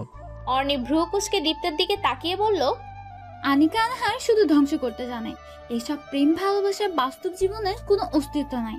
পৃথিবীতে কোনো কিছু শাশ্বত নয়, সবই নশ্বর। এখানে শুধু ধোকাবাজির খেলা চলে, প্রতারণার খেলা চলে। আমার কাছে ভালোবাসা আশা করা আর দিনের আকাশে তারা আশা করা একই কথা। আমি অনেক খারাপ একটা মানুষ। নিজের হাতে অনেক মানুষের রক্ত ঝরিয়েছি, অনেক অত্যাচার চালিয়েছি। কেউই আমার মতো মেয়েকে ডিজার্ভ করে না, আর আপনি তো একদমই না। দীপ্ত কিছুক্ষণ চুপ করে থেকে বলল, তুমি যেমনই হও না কেন, কোনো অন্যায় নিশ্চয় করনি। অর্নি চোখ মুখ শক্ত করে বলল, আমি কি করেছি না করেছি সেটা আপনাকে বলতে বাধ্য নই আমি। আমার এখানে এসে একটা নিশ্চয় দেখেছেন যে আমাকে সবাই ভয় পায়। আমি একটা বিগড়ে যাওয়া মেয়ে, ড্রিঙ্ক করি, রক্তারক্তি করি, তাই আমার থেকে দূরে থাকবেন। আপনাকে প্রথম দেখে আমি বুঝেছিলাম আপনি আমার থেকে এরকম কিছু আশা করতেছেন, তাই বলে রাখলাম আমার জীবনে প্রেম ভালোবাসা আবেগ অনুভূতি বিয়ে সম্পর্ক এসবের কোনো জায়গা নেই। দীপ্ত জানতো যে এমন কিছু একটাই হবে। অন্তিকে ঠকতে দেখে অর্নির মনেও সম্পর্ক তৈরির প্রতি একটা অবিশ্বাস সৃষ্টি হয়। আমাকে বোঝাতে আসবেন না। আপনাকে শুধু এতটুকু বলে যে আমাকে নিয়ে আর ভাববেন না, আমার লাইফে নাক গলাবেন না। দীপ্তের চোখ বারবার ঝাপসা হয়ে আসছে। কয়েকটি চোখ ঝাপটিয়ে অনেকটা ভাঙা গলায় বলল, জীবনকে একবারের জন্য হলেও সুযোগটা দিতে হয় অর্নি। তুমি জাস্ট একটা বার আমার সুযোগ দাও। আমি তোমার কোনো রিলেশনশিপে যেতে বলছি না, বৈধভাবে একটা সম্পর্ক দাঁড় করাতে চাইছি। এখন এসব চাইনি, কিন্তু পরিস্থিতি যেহেতু এমন একটা জায়গায় এনে দাঁড় করিয়েছে, তাই বলতেই হলো। যদি তোমার কখনো মনে হয় যে তুমি আমার সাথে থাকতে পারবে না, তাহলে আমি তোমায় আটকাবো না, ডিভোর্স নিয়ে নিব। কিন্তু তবু একটা বার। অর্নি হাত দিয়ে ওকে থামিয়ে বলল, আমি এত কিছু শুনতে বা জানতে চাইনি। আমার কাছে কখনো এই ধরনের দাবি নিয়ে আসবেন না। এসব আশা বরাবরই আপনাকে হতাশ করবে। সম্পর্ককে জাস্ট ঘৃণা করি আমি, ভালোবাসা নামক অনুভূতিটাকেও ঘৃণা করি আমি। দীপ্ত ওর শেষের কথাটা শুনে চল শক্ত করে ফেললো। তার মানে দীপ্তের অনুভূতিকেও অর্নি ঘৃণা করে। ওর 10 বছর ধরে যত্নে রাখা ভালোবাসাটাকে অর্নি অসম্মান করছে। তাই শক্ত করে বলল, বড্ড বড় ভুল করলে অর্নি, বড্ড বড় ভুল। এর জন্য অনেক পস্তাতে হবে তোমায়, অনেক আফসোস করতে হবে। কিন্তু তখন আর সময় থাকবে না, অনেক দেরি হয়ে যাবে তখন। অর্নি দীপ্তের দিকে তীক্ষ্ণ দৃষ্টিতে কিছুক্ষণ তাকিয়ে থেকে গটগট পা ফেলে বেরিয়ে গেল। তোদের অন্তির বাড়িতে পাঠিয়েছি উনি আর ওর মা বাবার খবরাখবর আমাদেরকে দেওয়ার জন্য, আর তুই ওখানে বসে বসে অনির প্রেমে হাবুডুবু খাচ্ছিস। ইরহাম বিরক্ত হয়ে বলল, তোদেরকে তো সব জানাচ্ছি রূপক, তাও তুই আমায় এসব বলছিস। রূপক রাগে স্বরে বলল, জানালেও তুই অনির দিকে বেশি নজর দিবি না। ইরহাম অবাক হয়ে বলল, কেন, তোর কি ওকে পছন্দ নাকি? আরে না, আমারও তো শখ নিয়ে ওকে পছন্দ করার।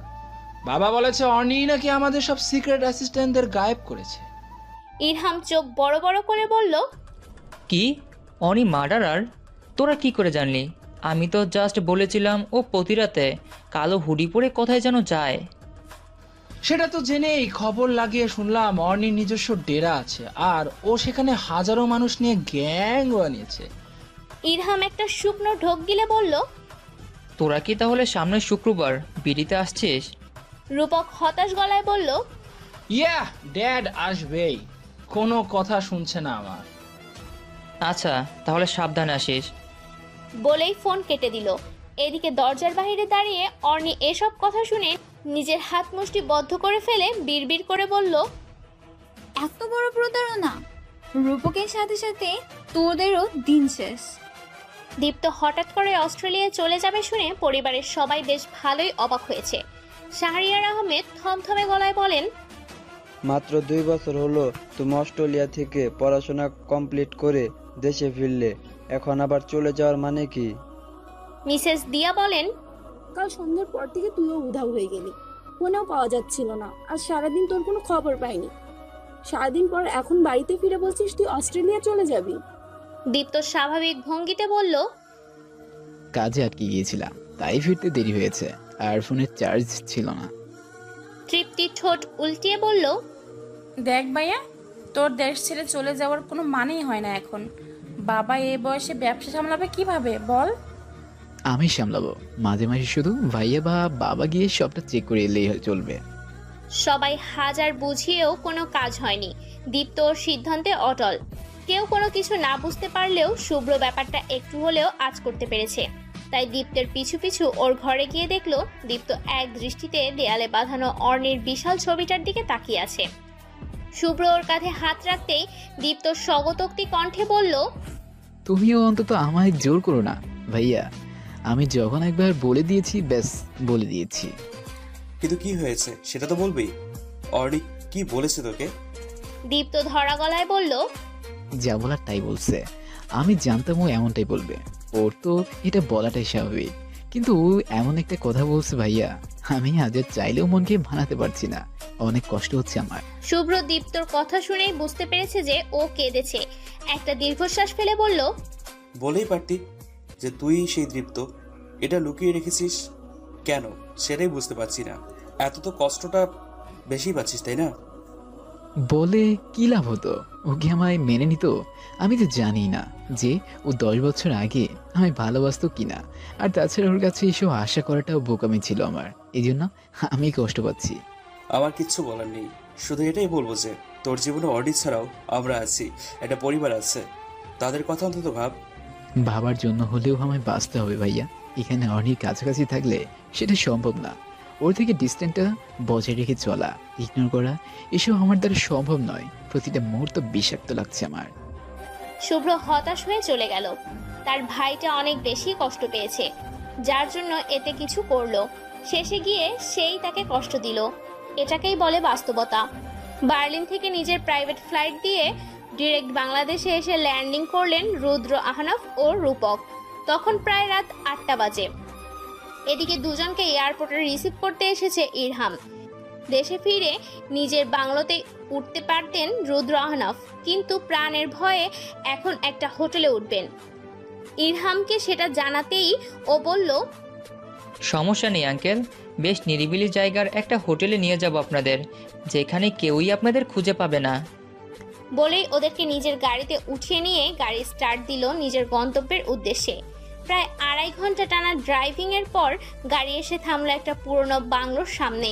রূপক ভ্রুকুচকে বলল, এটা কোথায় নিয়ে এলি বলতো? ইরহাম হেসে বলল, এটাই তো সেই জায়গা যেখানে তোরা এখন থেকে নিরিবিলি থাকবি। জায়গাটা বেশ নিরিবিলি না? রুদ্র আহনাফ বললেন, জায়গা যেমনই হোক, বাড়িটা অনেক পুরনো, এর ভেতরে মানুষ থাকবে কিভাবে? আরে আঙ্কেল, বাইরের অবস্থা দেখে ভেতরের পরিস্থিতি যাচাই করছেন কেন? চলুন, ভেতরে গেলেই তো বুঝবেন এটা থাকার যোগ্য নাকি না। ইরহামের কথা শুনে অচ্ছিন্ন সত্ত্বেও ভেতরে ঢুকলেন রুদ্র আহনাফ ও রূপক। ওরা প্রবেশ করার সাথে সাথেই মেইন ডোর বন্ধ হয়ে গেল। রূপক পেছনে থাকিয়ে ভীত কণ্ঠে বলল, এ দরজা বন্ধ হয়ে গেল কেন? এটা কখন খুলবে? ইরহাম বাঁকা হেসে বলল, এটা এখন আর খুলবে না, আশেপাশে তাকিয়ে দেখ, তোরা এখন বন্দি। রুদ্র আহনাফ ও রূপক আশেপাশে চোখ বুলিয়ে দেখলো তাদেরকে চারিদিক থেকে ঘিরে ধরে দাঁড়িয়ে আছে অসংখ্য কালো পোশাক পরিহিত গার্ডস। রুদ্র আহনাফ রাগী গলায় বললেন, এসবের মানে কি? মানে এটাই যে আপনাদের খেলা শেষ আর অর্ণিকা আনহারের খেলা শুরু। রুদ্র আহনাফ ও রূপক চোখ বড় বড় করে সমন্বয়ে বলে উঠল, অর্ণি। ইয়েস। এই তোমরা এবার সঙ্গের মতো দাঁড়িয়ে আছো কেন? যাও, ওনাদের আপ্যায়ন করো, আমি অনিকে ফোন দিয়ে আসতে বলছি। রূপক রেগে মেগে বলল, তার মানে তুই অর্ণির সাথে হাত মিলিয়ে আমাদের সাথে প্রতারণা করেছিস? কাজটা ঠিক করলি না ইরহাম?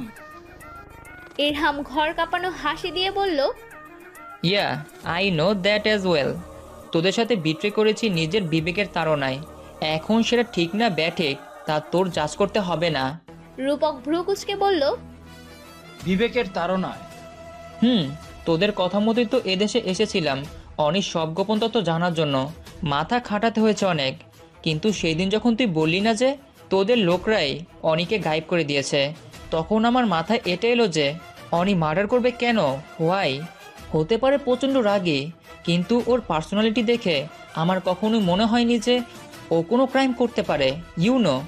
তখন ব্রেনটাকে 360 ডিগ্রি অ্যাঙ্গেলে ঘুরিয়ে কাজে লাগালাম। ফ্ল্যাশব্যাক। রূপকের সাথে কথা বলার সময় অর্নি সব শুনে ফেললেও ইরহাম সেটা জানতো না। ওর মাথায় শুধু এটাই ঘুরছিল যে ওকে আসল ঘটনাটা জানাতে হবে। অর্নিকে দেখে ওর মনে হয় না যে অর্নি কোনো অন্যায় করবে, তাহলে রূপকের সাথে ওর কি এমন শত্রুতা? এসব ভেবেই ইরহাম অর্নির স্টাডি রুমে গেল, কারণ অর্নি বাসায় যতক্ষণ থাকে ওই স্টাডি রুমেই পড়ে থাকে। রুমে ঢুকতেই দেখলো যে অর্নি টেবিলে মাথা ঠেকিয়ে ঘুমিয়ে আছে, সামনে 3-4টা বিয়ারের বোতল। অর্নি যে ড্রিঙ্ক করতে করতেই ঘুমিয়ে গেছে সেটা আর বোঝার বাকি নেই। ইরহাম একটা দীর্ঘশ্বাস ফেলে অর্নির অপজিটের চেয়ারে বসতেই দেখলো অর্নির মাথার নিচে একটা ডায়েরি। ইরহাম সেটা টেনে নিজের হাতে নিয়ে পৃষ্ঠা উল্টাতে লাগলো। পুরো ডায়েরিটা জুড়েই আপি এটা করতো সেটা করতো, দীপ্ত এমন ছিল, রূপকের প্রতি ওর রাগ, এসব লেখা ছিল। পুরো ডায়েরি ঘেটে ইরহাম এটা বুঝতে পারলো যে অন্তির মৃত্যুর পেছনে রূপক দায়ী। ওইটা নর্মাল ডেথ ছিল না, বরং প্রি-প্ল্যান্ড মার্ডার ছিল। কিন্তু দীপ্তকে ইরহাম চিনতে পারেনি, তবে এটা বুঝতে পেরেছে দীপ্ত অর্নির খুব ভালো একটা মানুষ ছিল, যে 10 বছর আগে অ্যাব্রোড চলে গেছে। পরপর দুজন প্রিয় মানুষ হারানোর পর অর্নির এমন পরিবর্তন অস্বাভাবিক নয়, ওর একান্তিক ওকে বিগড়ে দিয়েছে। ইরহাম ডায়েরিটা রেখে অর্নিকে ডাকতে লাগলো। অর্নি পিটপিট করে চোখ খুলে তাকাতেই ঢুলতে লাগলো। ইরহাম বুঝেছে যে নেশা এখনো কাটেনি। একজন সার্ভেন্টকে ডেকে বলল টক জাতীয় কিছু দিয়ে শরবত বানিয়ে আনতে। সেটা খেয়েই অর্নি আবার ঘুমিয়ে পড়ে। দুপুরের দিকে অর্নির ঘুম ভাঙতে আড়মোড়া ভেঙে সামনে তাকাতেই দেখলো ইরহাম বসে আছে। অর্নি দাঁতে দাঁত চেপে বলল, what the hell are you doing here? আপনি জানেন না অন্তির মার্ডারের পেছনে কি রূপকের হাত ছিল? অর্নির এমন কথা শুনে ভ্রুকুচকে ইরহামের দিকে তাকালো, শক্ত গলায় বলল, জানি না। ইরহাম উত্তেজিত হয়ে বলল, মিথ্যে বলো না অনি, সেটাতে তোমারই ক্ষতি। রূপক আমার বন্ধু। জার্মানিতে আমি রিসার্চের জন্য যাওয়ার পর ওর সাথে আমার পরিচয় হয়। তখন কথার ফাঁকে আমি জানতে পারি ওর সাথেই তহিদ আঙ্কেলের বড় মেয়ের বিয়ে হয়েছিল। এতে সম্পর্কটা আরও গভীর হয়। তবে আসল ঘটনা জানতাম না, ইভেন এখনও জানি না। আমি বাংলাদেশে আসছি শুনেই ও আমায় ফোন দিয়ে বলল তোমাদের বাড়িতে উঠতে আর তোমার ব্যাপারে ডেটা কালেক্ট করতে। আমিও তাই করছিলাম, কিন্তু কালকে ও আমায় বলল যে তুমি নাকি ওদের সব লোকজনদেরকে গায়েব করেছ। আমার তখনই খটকা লাগলো যে আমি ঠিক করছি নাকি ভুল। অর্নি হাত দিয়ে চুল ঠিক করতে করতে বলল, যা কনসায়েন্সটাকে খাটিয়েছেন, এইটাই অনেক। আমি আরো ভাবলাম আপনিও ধোকাবাজ, অ্যাজ যাকে দেখি তাকে ব্যাচুয়ার বলে মনে হয়। ইরহাম হাসলো। মেয়েটার মন থেকে বিশ্বাস নামক জিনিসটা উঠে গেছে। বলল, আমায় বিশ্বাস করতে হবে না, জাস্ট আসল সত্যিটা জানলেই হবে। অর্নি ভাবলেশহীনভাবে বুক সেলফের পাশে থাকা আলমারির থেকে একটা সিডি বের করে সেটা ল্যাপটপে ইনসার্ট করলো। একটা ভিডিও প্লে করে সেটা ইরহামকে দেখাতে ইশারা করলো।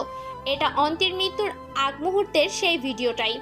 ভিডিওটা দেখে ইরহামের চোখে পানি টলটল করছে, কিন্তু অর্নির তেমন কোনো রিয়াকশন নেই, শক্ত মুখে সামনের দিকে তাকিয়ে আছে। ইরহাম কাঁপা কাঁপা গলায় বলল, রূপক কেন করলো এমন? অন্তি ওদের বাড়ি থেকে পালিয়েছিল কেন? অর্নি নিজের ফোন থেকে একটা ছবি বের করে ইরহামের হাতে ধরিয়ে দিল। ছবিটা একটা পৃষ্ঠার ওপর কিছু লেখা।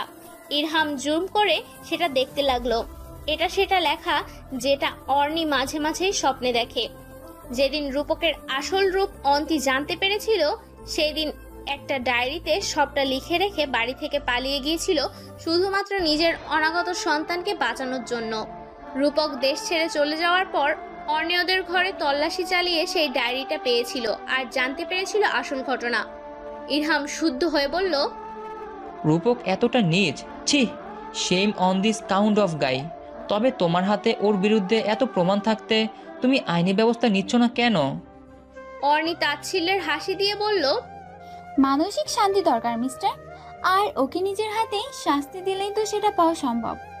ওর লোকজনগুলোকে তো হাজার টর্চার করেও মুখ খোলাতে পারেনি, কারণ রূপক এতটাই অমানুষ যে এদেরকে ব্ল্যাকমেল করে রেখেছে।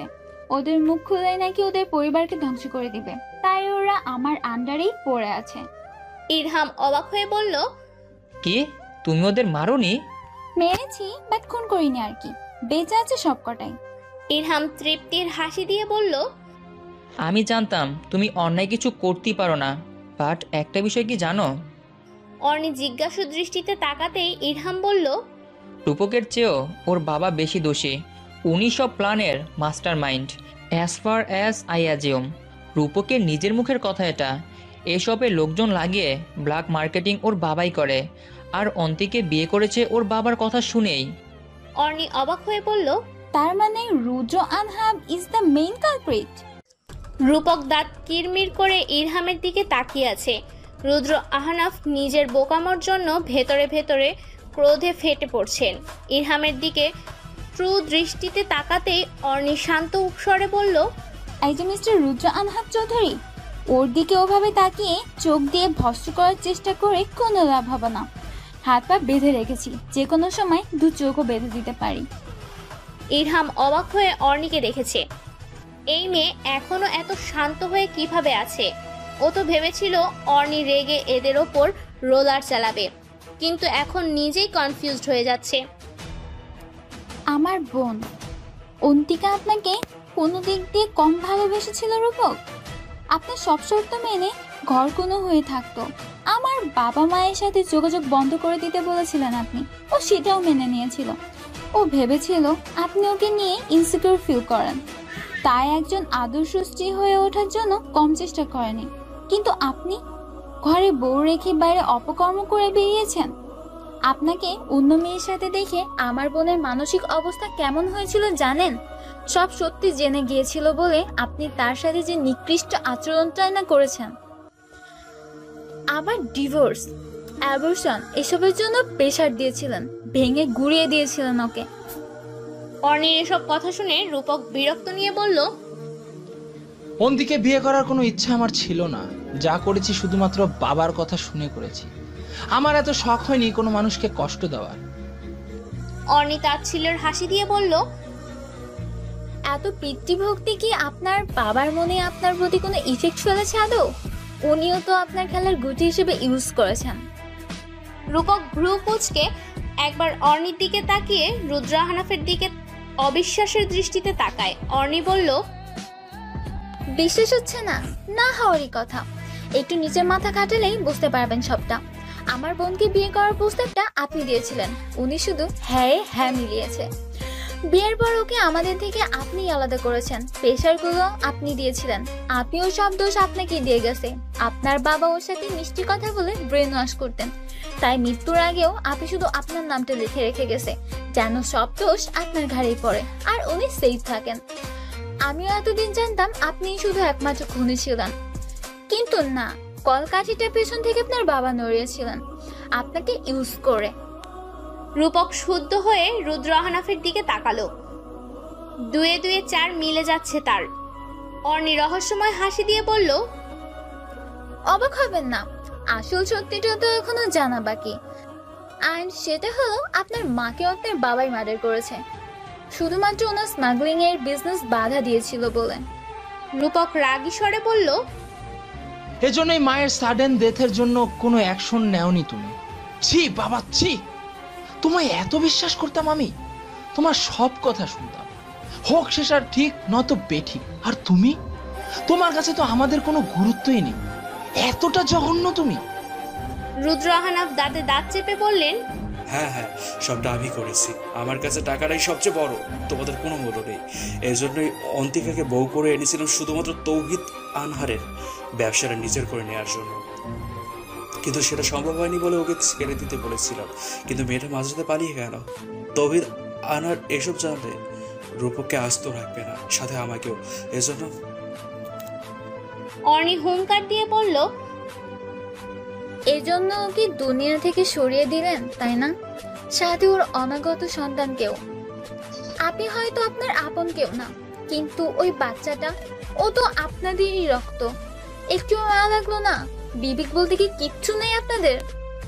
অর্ণির চিৎকারে কেঁপে উঠে সবাই। রূপক মাথা নিচু করে বসে আছে। অন্তিকেও ঠকিয়েছিল, কিন্তু আজ নিজের বাবার কাছেই মারাত্মকভাবে ঠকে গেল। হয়তো এটাকেই বলে রিভেঞ্জ অফ নেচার। সেটা রূপক আজ হাড়ে হাড়ে টের পাচ্ছে। অর্ণি নিজের অ্যাকশন নিতে যাবে এমন সময় ওর ফোন বেজে ওঠে। অর্ণি ভ্রুকুচকে ফোনটা বের করলো। ওর আসল নম্বরের সিম কার্ডটা তো বাসায় রেখে এসেছে।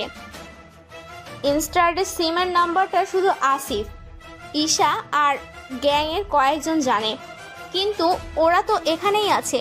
তাহলে ফোন দিল কে, আর নাম্বারই বা পেলো কিভাবে? অর্ণি কল রিসিভ করতে ওপাশ থেকে বলল, ওদেরকে নিজে হাতে মেরো না প্লিজ। আমি চাই না তোমার হাতে ওদের রক্ত লাগুক। আমার কোনো রিকোয়েস্টই তুমি রাখো নি। আমার কোনো গুরুত্ব হয়তো তোমার কাছে নেই, কিন্তু এই কথাটা অন্তত শোনো। ধরে নাও এটা তোমার কাছে করা আমার শেষ আবদার। অর্ণি অবাক হয়ে বলল, কি সব বলছেন? কি আপনি? ভুলে গেছো আমায় জানি, তবু কথাটা রাখো। ওদেরকে আইনের হাতে তুলে দাও। সর্বোচ্চ শাস্তি আমি নিশ্চিত করব। অর্ণি দাঁতে দাঁত চেপে বলল, ওদেরকে তো আমিই মারবো, সবচেয়ে কঠিন মৃত্যু দিব ওদের। ওপাশ থেকে হতাশ স্বরে বলল, ওকে, আমি ফোর্স পাঠিয়ে দিচ্ছি তোমার বাংলোয়। তুমি আমার কথাটা শুনবে না, সেটা আমি আগেই জানতাম। বলেই ফোন কেটে দিল। অর্ণি হতভম্ব হয়ে এদিক ওদিক তাকাতেই একদল পুলিশ ফোর্স ভেতরে ঢুকে চারপাশ ঘিরে ধরে। অর্ণিকে উদ্দেশ্য করে বলল, আমাদের পাঠানো হয়েছে রুদ্র আহনাব চৌধুরী ও রূপক চৌধুরী নামের দুজনকে নিয়ে যাওয়ার জন্য। অর্ণি ভ্রুকুচকে বলল, আপনাদের এখানে পাঠালো কে? সেটা তো বলতে পারবো না ম্যাম, আপনাকে বলার পারমিশন নেই। অর্ণি রাগী গলায় বলল, মানে কি? আমি ওদের নিয়ে যেতে দিব না। কিছু করার নেই ম্যাম, ওদেরকে আমরা নিয়েই যাবই।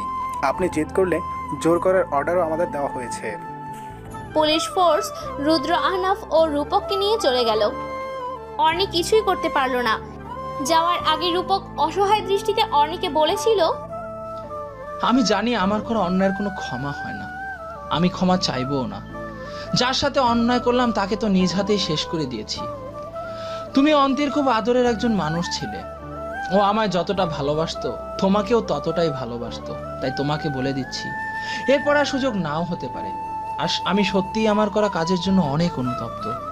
তোমাদের হাতে মৃত্যু হলে হয়তো একটু শান্তি পেতাম, কিন্তু সেটাও আমার কপালে নেই।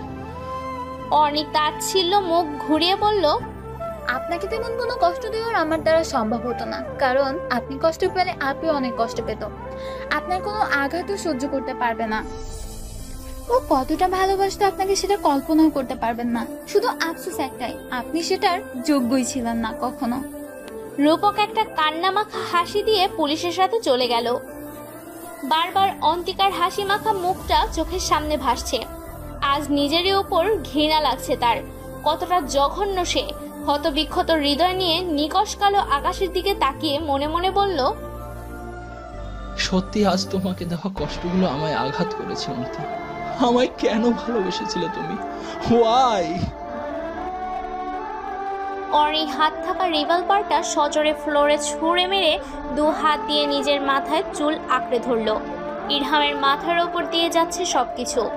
সে কিছুই বুঝতে পারছে না। পুলিশ এখানে কোত্থেকে এলো, ওদের নিয়ে কেন গেল, এমন হাজারো প্রশ্ন ভিড় করেছে ওর মস্তিষ্কে। অর্ণির দিকে তাকিয়ে ভয়ে ভয়ে বলল, অর্ণি শান্ত হও, এখানে আমাদের কারোই কিছু করার নেই, তবু মাথা ঠান্ডা করো। অর্ণি দাঁতে দাঁত চেপে বলল, কিভাবে মাথা ঠান্ডা করবো আমি? আমার সব প্ল্যান স্লাইড হয়ে গেল ইরহাম। কেন এমনটা হলো? ইরহাম কিছু একটা ভেবে বলল, তোমার যে কিছুক্ষণ আগে একটা কল এলো, কে ছিল সেটা? অর্ণির হঠাৎ মনে পড়ল কলটার কথা। এতক্ষণ মাথা গরম থাকার ভুলে গিয়েছিল। দ্রুত ফোন বের করে নম্বরটা দেখে বলল, এটা কোনো বিদেশি নম্বর বলে মনে হচ্ছে, বাট কে দিল কলটা? কে জানে আজকের প্ল্যানিং সম্পর্কে? অর্ণি কলের ভয়েস রেকর্ডিংটা চালু করে ইরহামকে শুনতে বলল। দ্বিতীয়বার সবটা শুনে অর্ণির ভ্রু আপনা আপনি কুঁচকে গেল। বিড়বিড় করে বলল, তাসরিফ শাহরিয়ার দীপ্ত? ইরহাম অবাক হয়ে বলল, কার কথা বললে? মিস্টার তাশরিফ শাহরিয়ার? অর্ণি বিরক্তি নিয়ে বলল, হ্যাঁ, কথা শুনে তো মনে হচ্ছে উনি কলটা দিয়েছেন। ইরহাম হতবাক হয়ে বলল, কিন্তু উনি তোমায় কেন কল দিতে যাবেন? ওনার সাথে এসবের কি সম্পর্ক? উনি কিভাবে এত কিছু জানবেন? অর্ণি ভ্রু কুঁচকে বলল, তুমি চিনো না কে? চেনাটা তো অস্বাভাবিক কিছু না। ওনার নামের অনেক টাইটেল পড়েছে। নিউ ইয়র্কের একটা বিজনেস ফেস্টেও উনি আর ওনার ভাই শুভ্রকে দেখেছিলাম, কথাও হয়েছিল। শুভ্রের নাম শুনে অর্ণি চমকে ওঠে। এই দীপ্তের ভাইয়ের নাম শুভ্র হলে এটাই তো সেই দীপ্ত, তার মানে ওই সেই দীপ্ত। অর্ণি কাঁপা কাঁপা গলায় বলল, কি কি বলে তুমি? শুভ্র? হ্যাঁ, তাশরিফ শাহরিয়ার দীপ্ত আর তাশরিফ শাহরিয়ার শুভ্র, এরা দুই ভাই। তুমি জানো না? অর্ণি ধপ করে ফ্লোরে বসে পড়ল, অসহায় স্বরে বলল, ওর কথা রেখেছে, ফিরে এসেছিল আমার কাছে, আমি ওকে আবার দূরে ঠেলা দিলাম। ইরহাম হতভম্ব হয়ে অর্ণির দিকে তাকিয়ে আছে। এই প্রথম এইভাবে কথা বলতে দেখল সে। মুখোমুখি চেয়ারে বসে আছে অর্ণি আর শুভ্র। অর্ণির পাশে ইরহাম চিন্তিত ভঙ্গিতে ঘন ঘন পলক ফেলছে, আর অর্ণি মনে মনে ইতস্তত করছে। শুভ্র থমথমে গলায় বলল, লিসেন অর্ণি, যা বলার একটু তাড়াতাড়ি বলো। তুমি কথা বলবে শুনে আমি একটা সার্জারি ক্যান্সেল করে এখানে এসেছি, তবে আমায় একবার অফিসে যেতে হবে। হসপিটাল অফিস দুটোই সামলাতে হচ্ছে ইদানিং। অর্ণি অবাক হয়ে বলল, দীপ্ত থাকতে আপনাকে কেন অফিস সামলাতে হয়? শুভ্র চাপা দীর্ঘশ্বাস ফেলে বলল, দীপ্ত 1 মাস আগে দেশ ছেড়ে অস্ট্রেলিয়া চলে গেছে, তাই রোজ একবার করে অফিসে যেতে হয় আমায়। অর্ণি শুদ্ধ হয়ে গেল এই কথা শুনে। চোখ দুটো পানিতে টল টল করছে ওর। ধরা গলায় বলল, কেন চলে গেল? ও কি আর ফিরবে না? শুভ্র তাচ্ছিল্যের হাসি দিয়ে বলল, তাছাড়া তুমি কি করবে? তোমার তো কোনো যায় আসে না কোথায় যাওয়া আসা নিয়ে। তুমি শুধু তোমার বোনের মৃত্যুর প্রতিশোধ নিতে গিয়েছিলে, সেটা তো নিতে পারছোই। কিন্তু তোমার কি এটা মনে হয় না রূপক আর তোমার কাজটা অলমোস্ট সেম? অর্ণি অবাক হয়ে বলল, মানে আবার কি? তোমরা দুজনেই মন ভেঙেছো, এটা কি অন্যায় নয়? ভাইয়া, আমি তখন জানতাম না যে ওই সেই 10 বছর আগে দীপ্ত। ওর মধ্যে অনেক পরিবর্তন এসেছে, আমি বুঝতে পারিনি, চিনতে পারিনি ওকে। চিনতে পারোনি না?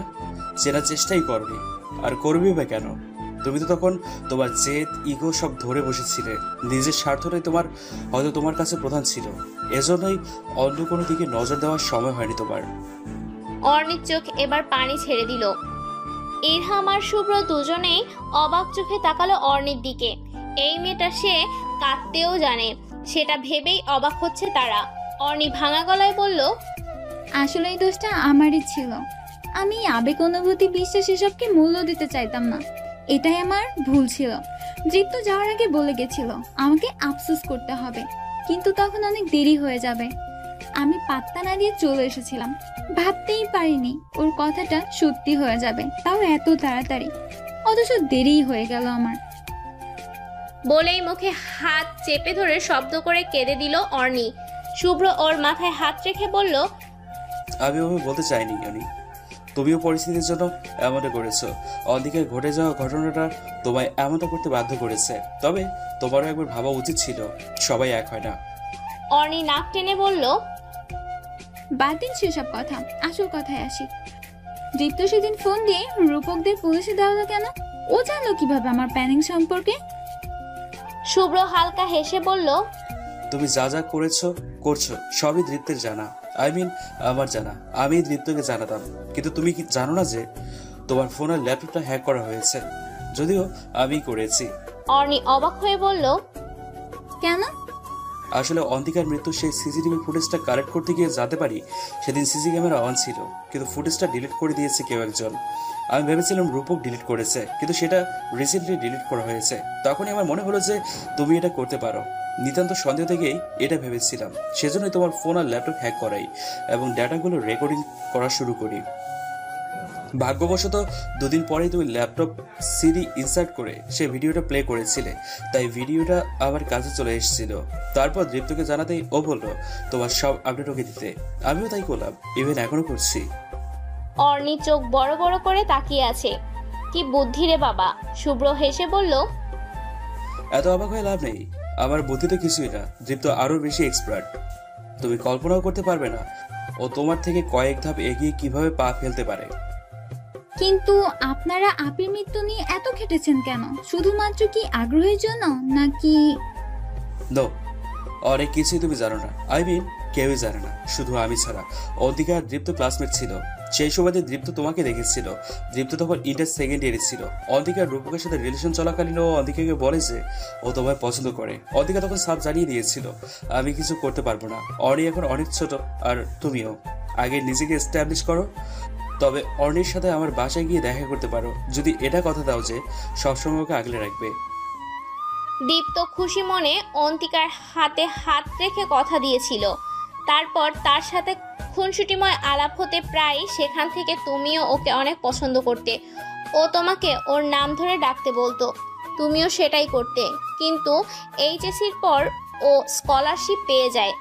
যেতে চাইছিল না অস্ট্রেলিয়ায়, কিন্তু অন্তি বলেছিল যেতে, কেননা দীপ্তের এস্টাবলিশমেন্ট তোমার লাইফের জন্যই গুরুত্বপূর্ণ। তাই দীপ্ত রাজি হয়েছিল। ওর যাওয়ার কথা শুনে তুমি অনেক কেঁদেছিলে। দীপ্ত কথা দিয়েছিল ও ফিরে আসবে আবার। এরপর অন্তেই তোমাকে সামলিয়েছিল, কিন্তু ও বিদেশে বসেই তোমার খেয়াল রাখতো, তোমার সাথে যোগাযোগ করতো না তুমি কান্নাকাটি করবে ভেবে। কয়েক বছর বেশ ভালোই চলছিল, কিন্তু সমস্যা বাঁধলো তখনই যখন অন্তি হঠাৎ মারা গেল। অর্নি জিজ্ঞাসু দৃষ্টিতে শুভ্রের দিকে তাকিয়ে আছে। ইরহাম ভ্রু কুঁচকে বলল, অন্তিকার মৃত্যুর পর কি হয়েছিল? শুভ্র একটা শ্বাস দিয়ে বলল, অন্তিকার মৃত্যুর খবর আমি পেয়েছিলাম। সেটা দীপ্তকে জানাতেই ওর কি হয়েছিল জানি না, এক সপ্তাহের মধ্যেই ভিসা প্রসেসিং কমপ্লিট করে দেশে চলে আসে। দীপ্তের মনে ঘোর সন্দেহ জেগেছিল যে অন্তিকাকে রূপকই মেরেছে। রূপকেও ভালো করেই চিনত, তাই ওর মনে সন্দেহটা জোরালো হয়েছিল। দেশে ফিরে ও ব্যবসায় হাত লাগায়। আমি একদিন জিজ্ঞেস করেছিলাম অর্নির সাথে দেখা করবি কিনা। দীপ্ত হেসে বলেছিল, করবো তো, আগে অন্তিকার মৃত্যুর প্রতিশোধ নিয়ে তো নি। অর্ণির যে রূপককে মারতে চেয়েছিল সেটা আমি জানতাম, কিন্তু ওর মারা ওয়েটটা তৃপ্ত তৈরি করেছিল। অর্নি অবাক হয়ে বলল, মানে হলো তুমি বা রূপকের বাবা রুদ্র আনাব কোনো প্ল্যানই করতে পারোনি।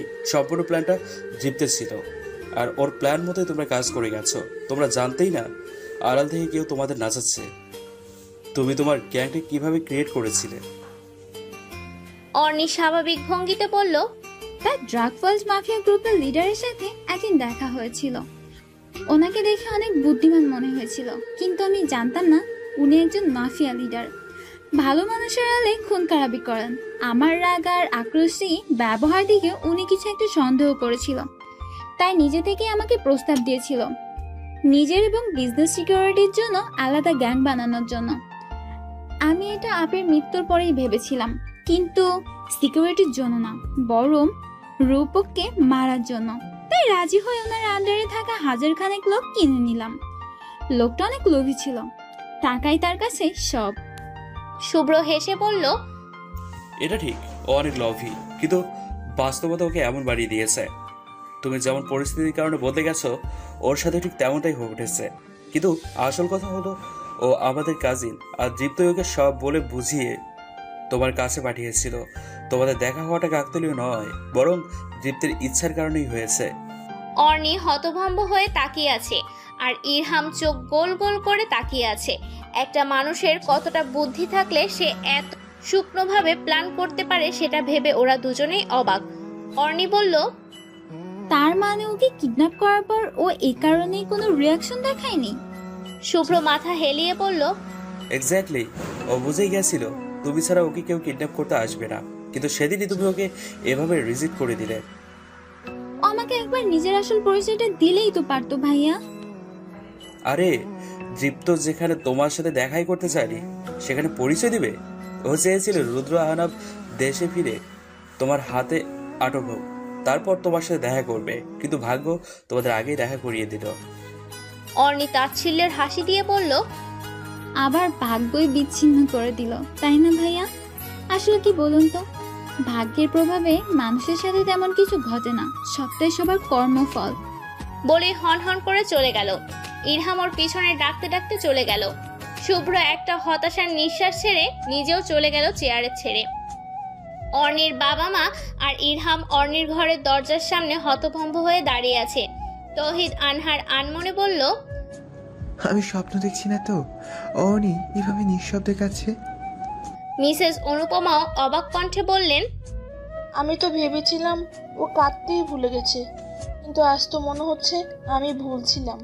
তারা দরজার বাইরে থেকে ভেতরে ঢুকতে যাবে, তখনই অর্ণি চিৎকার দিয়ে বলল, কেউ যদি এখন এক পাও ভিতরে রাখো, আমি কি করব নিজেও জানি না, আমাকে একা থাকতে দাও। সবাই কোনো কথা না বাড়িয়ে চলে গেল।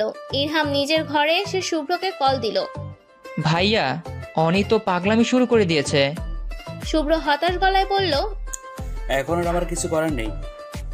এরা দীপ্তকে এখন হাজার বললেও দেশে ফিরবে না, ও অনেক জেদি। ভাইয়া, আমার কাছে একটা প্ল্যান আছে। কি প্ল্যান? ইরহাম ওকে সবটা খুলে বলতেই শুভ্র বলল, এটা কি ঠিক হবে? পরে যদি কোনো সমস্যা হয়? ইরহাম অবিশ্বাস দিয়ে বলল, আরে ডোন্ট ওয়ারি, আমি সবটা সামলে নেব।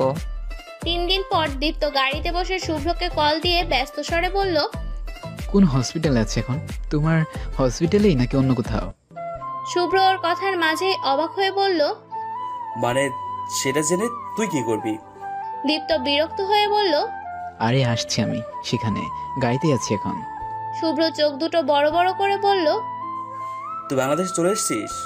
এজন্য 3 দিন ধরে তোর ফোন বন্ধ? হ্যাঁ, আরো আগে আসতে পারতাম, কিন্তু সিডনিতে ফ্লাইট ডিলে কারণে এত সময় লাগলো। এখন বলো অনি কোথায়? শুভ্র আমতা আমতা করে বলল, আবার হসপিটালে আছে, এখন ভালো আছে ও। তুই বরং বাসায় গিয়ে একটু রেস্ট করে আয়। আমি ডিরেক্টলি তোমার ওখানে আসছি, ওসব রেস্ট ফেস্ট আমার দরকার নেই এখন। শুভ্র ফোন কেটে তাড়াতাড়ি ইরহামকে কল দিয়ে জানালো দীপ্ত চলে এসেছে। ইরহাম ভ্যাবাচেকা খেয়ে গেল এটা শুনে। এত তাড়াতাড়ি না জানিয়ে চলে এলো, এখন যা করার তাড়াতাড়ি করতে হবে তাকে। অর্ণির ঘরে দরজার নক করতে অর্ণির ভেতরে আসতে বলল। ইরহাম ঘরে ঢুকে দেখলো অর্ণি জানালা দিয়ে বাইরে তাকিয়ে আছে। ইরহাম গলা খাকারি দিয়ে বলল, অনি শোনো। অর্ণি পেছন ফিরে ইরহামের দিকে পূর্ণ দৃষ্টিতে তাকালো। 2 দিনেই চোখের নিচে কালো গর্ত হয়ে গেছে। ইরহাম চোখ বন্ধ করে একটা দীর্ঘশ্বাস ফেলে বলল, sorry, I have no alternative now. বলেই পকেট থেকে একটা রুমাল বের করে অর্ণির নাকে মুখে চেপে ধরলো। কয়েক সেকেন্ডের মধ্যে অর্ণি ঢলে পড়লো ইরহামের বুকে। ইরহাম ওকে 2 হাতে আগলে ধরে মনে মনে বলল, এটাই প্রথম আর এটাই শেষ ছোঁয়া তোমায়। হয়তো আজকের পর থেকে তুমি আজীবনের জন্য অন্য কারো হয়ে যাবে। তোমার দিকে তাকানোর অধিকারও আমার থাকবে না, তবুও তোমায় অন্যের হাতে তুলে দিব আমি। ভেবেই অর্ণি কোলে তুলে নিল সে। পিটপিট করে চোখ মেলে তাকাতেই নিজেকে হাসপাতালের কেবিনে আবিষ্কার করলো অর্ণি। হুড়মুড়িয়ে উঠে বসতেই কেউ ওকে বাধা দিয়ে বলল, আস্তে আস্তে, তুমি অসুস্থ। অর্ণি ভ্রুকুচকে সামনে তাকাতেই ওর দৃষ্টি স্থির হয়ে গেল। মুহূর্তেই চোখ দুটো জলে ভরে উঠল ওর। দীপ্ত ওর চোখে পানি দেখে ব্যস্ত হয়ে পড়ল। খারাপ লাগছে? দাঁড়াও, আমি ভাইয়াকে ডেকে আনছি। বলেই বসা থেকে উঠতে যাবে এমন সময় অর্ণি ওর হাত ধরে আটকে দিয়ে বলল, তুমি কি আবার চলে যাবে দীপ্ত? আমাকে একা ফেলে আবার দূরে সরে যাবে? আমার প্রতি কি তোমার একটুও মায়া হয় না? দীপ্ত অবাক চোখে অর্ণির দিকে তাকালো। অর্ণি এসব কথা কেন বলছে? ও কি সবকিছু জেনে গেছে? এসব তুমি কি বলছো? তুমি এখন অসুস্থ, সো নিজের স্বাস্থ্যের প্রতি কনসেন্ট্রেট করো। এসব ইউজলেস কথা বলা বন্ধ করো। অর্ণি অবাক হয়ে বলল, আমার কথাগুলো তোমার কাছে ইউজলেস বলে মনে হচ্ছে? তুমি? কথা শেষ হওয়ার আগেই শুভ্র কেবিনে এসে বলল, অর্ণির জ্ঞান ফিরেছে তাহলে? অর্ণি ভ্রু কুঁচকে বলল, আমার কি হয়েছিল? আমি এখানে কিভাবে এলাম? দীপ্ত বলল, তোমার নাকি প্যারাটাইফয়েড হয়েছে, অনেক অসুস্থ ও খারাপ অবস্থা ছিল তোমার। ভাইয়া তোমায় এটাই বললো। অর্ণি অবাক হয়ে বলল, আমার টাইফয়েড কবে হলো? আমি তো একদম সুস্থ। শুভ্র এদিক ওদিক তাকিয়ে আমতা আমতা করে বলল, আসলে ওটা মিথ্যা কথা ছিল। দীপ্তকে দেশে ফিরিয়ে আনার জন্য আমি আর ইরহাম মিলে এই প্ল্যানটা করেছিলাম। বলেই মাথা নিচু করে ফেললো শুভ্র। অর্ণির চোখ বড় করে তাকিয়ে আছে। দীপ্ত রাগী গলায় বলল, তোমার কাছ থেকে এমনটা আশা করিনি আমি ভাইয়া। তুমি জানো ওর অসুস্থতার কথা শুনে আমার কি অবস্থা হয়েছিল? মেলবোর্ন টু সিডনি যাওয়ার পর ওয়েদারের জন্য ফ্লাইটটা ডিলে হওয়ায় আমার ইচ্ছে করছিল সব শেষ করে দেই, কিন্তু সবকিছু মিথ্যে বলেছিলে তুমি। শুভ্র অপরাধীর সুরে বলল, আই নো আমি কাজটা ঠিক করিনি, কিন্তু তোকে সোজাভাবে বললে তো তুই আসতি না। মাঝখান থেকে এই মেয়েটা পাগল হয়ে যেত। ওর চেহারার দিকে একবার তাকিয়ে দেখ, কি অবস্থা করেছে নিজের। দীপ্ত অর্ণির দিকে এক পলক তাকিয়ে চোখ ফিরিয়ে নিল। আসলেই মুখটা একদম শুকিয়ে গেছে, চোখ দুটো লাল হয়ে আছে, দেখে বোঝাই যাচ্ছে রাতে ঘুম নাই। দীপ্ত কপালে হাত দিয়ে কিছু একটা ভেবে বলল, এসব বলে লাভ নেই, তুমি আমার এখানে এনে ঠিক করনি, আমি আজই চলে যাব। অর্ণি আহত দৃষ্টিতে দীপ্তের দিকে তাকিয়ে কাঁদো কাঁদো স্বরে বলল, তুমি যেও না এখান থেকে। আমি জানি আমি তোমায় অনেক কষ্ট দিয়েছি, সেজন্য তুমি আমায় মারো কাটো কিচ্ছু বলবো না, তবুও। দীপ্ত বসা থেকে উঠে দাঁড়িয়ে বলল, আমি সবটা ভুলতে পারবো না অর্ণি, আমাকে যেতেই হবে, তোমার থেকে দূরে থাকতে হবে। সো প্লিজ এভাবে ডেকো না আমায়, তোমার ডাক অগ্রাহ্য করতে পারি না আমি। বলেই উল্টো দিকে হাঁটা দিল। কয়েক পা এগোতেই পেছন থেকে অর্ণির চাপা আর্তনাদ শুনে থেমে গেল। ঘাড় ঘুরিয়ে দেখলো অর্ণি হাতের উপর দিয়ে ছুরি চালিয়ে দিয়েছে। এবার টান দিতে যাবে অমনি দীপ্ত খপ করে তার হাত ধরে গালে একটা চড় বসিয়ে দিল। ধমক দিয়ে বলল, পাগল হয়ে গেছো? এভাবে কেউ হাতে ছুরি চালাই? আমায় তুমি শান্তিতে থাকতে দিতে চাও না তাই না? অর্ণি ফুপিয়ে কেঁদে উঠে বলল, আমি বেঁচে থাকলে আপনি শান্তি পাবেন না, তার চেয়ে বরং আমি মরে। কথা শেষ হতে না হতেই ওর গালে আরেকটা চড় বসলো। সামনে তাকিয়ে দেখলো দীপ্ত অগ্নি দৃষ্টিতে ওর দিকে তাকিয়ে আছে। ভাইয়া হাতটা ব্যান্ডেজ করে দাও তো, রক্ত ঝরছে। শুভ্র কয়েক মিনিটের মধ্যে ব্যান্ডেজ করে দিয়ে বলল, একটুর জন্য রক্তটা কাটেনি। যাই হোক আমি বাইরে গেলাম, তোরা কথা বল। বলেই শুভ্র চলে গেল। অর্ণি একবার দীপ্তের দিকে তাকিয়ে দেখলো ওর দিকেই তাকিয়ে আছে। সেটাকে পাত্তা না দিয়ে জানালা দিয়ে বাইরের দিকে তাকালো সে। দীপ্ত চলে যেতে চাইলে এবার আর ওকে আটকাবে না। একটা ছোট ভুলের জন্য যদি দীপ্ত এত বড় শাস্তি দিয়ে খুশি হয়ে থাকে তাহলে সেটাই হোক। হঠাৎ গালে ঠান্ডা হাতের স্পর্শ পেতেই কেঁপে উঠে পাশে তাকাতেই দেখলো দীপ্ত ওর পাশে বসেই শীতল দৃষ্টিতে তাকিয়ে আছে। সরি, আমি আসলে তোমায় মারতে চাইনি, বাট মাথা গরম হয়ে গিয়েছিল তাই চড় মেরে বসেছি। অর্ণি ভ্রু কুঁচকে একবার তাকিয়ে মুখ ঘুরিয়ে ফেললো। দীপ্ত ওকে আবার নিজের দিকে ফিরিয়ে নিয়ে বলল, রাগ করো না প্লিজ, সরি বললাম তো। আমি রাগ করিনি, এত রাগ করার কি আছে? ভুল করেছি তাই মেরেছেন, এখন যেতে পারেন। আমি কোথাও যাচ্ছি না। অর্ণি অবাক চোখে তাকিয়ে বলল, মানে? দীপ্ত ওর গা ঘেঁষে বসে বলল, মানে তোমাকে ছেড়ে কোথাও যাব না, এখানেই থাকবো। অর্ণি খুশি হয়ে বলল, সত্যি? দীপ্ত মাথা নাড়িয়ে বলল, হ্যাঁ। অর্ণি কিছু না ভেবেই দীপ্তকে জড়িয়ে ধরে বলল, থ্যাংক ইউ সো মাচ। দীপ্ত হেসে দিয়ে বলল, তুমি আমার উপর রেগে নেই তো? আমি কেন রাগ করতে যাব? মেরেছি তাই? সেই জন্য রাগ করিনি, কিন্তু অনেক ব্যথা পেয়েছি। এত জোরে কেউ মারে? দীপ্ত আহ্লাদে স্বরে বলল, সরি সোনা, তোমার হাতে রক্ত দেখে মাথা ঠিক ছিল না, কি থেকে কি করে বসেছি নিজেও বুঝতে পারিনি। ইটস ওকে, আমি কিছু মনে করিনি। দীপ্ত আনমনে বলল, আজ অন্তি থাকলে কতই খুশি হতো তাই না? অর্ণি ধরা গলায় বলল, আপনি এমনিতেও অনেক খুশি হয়েছে এখন। আমার খুশিতেই ও খুশি।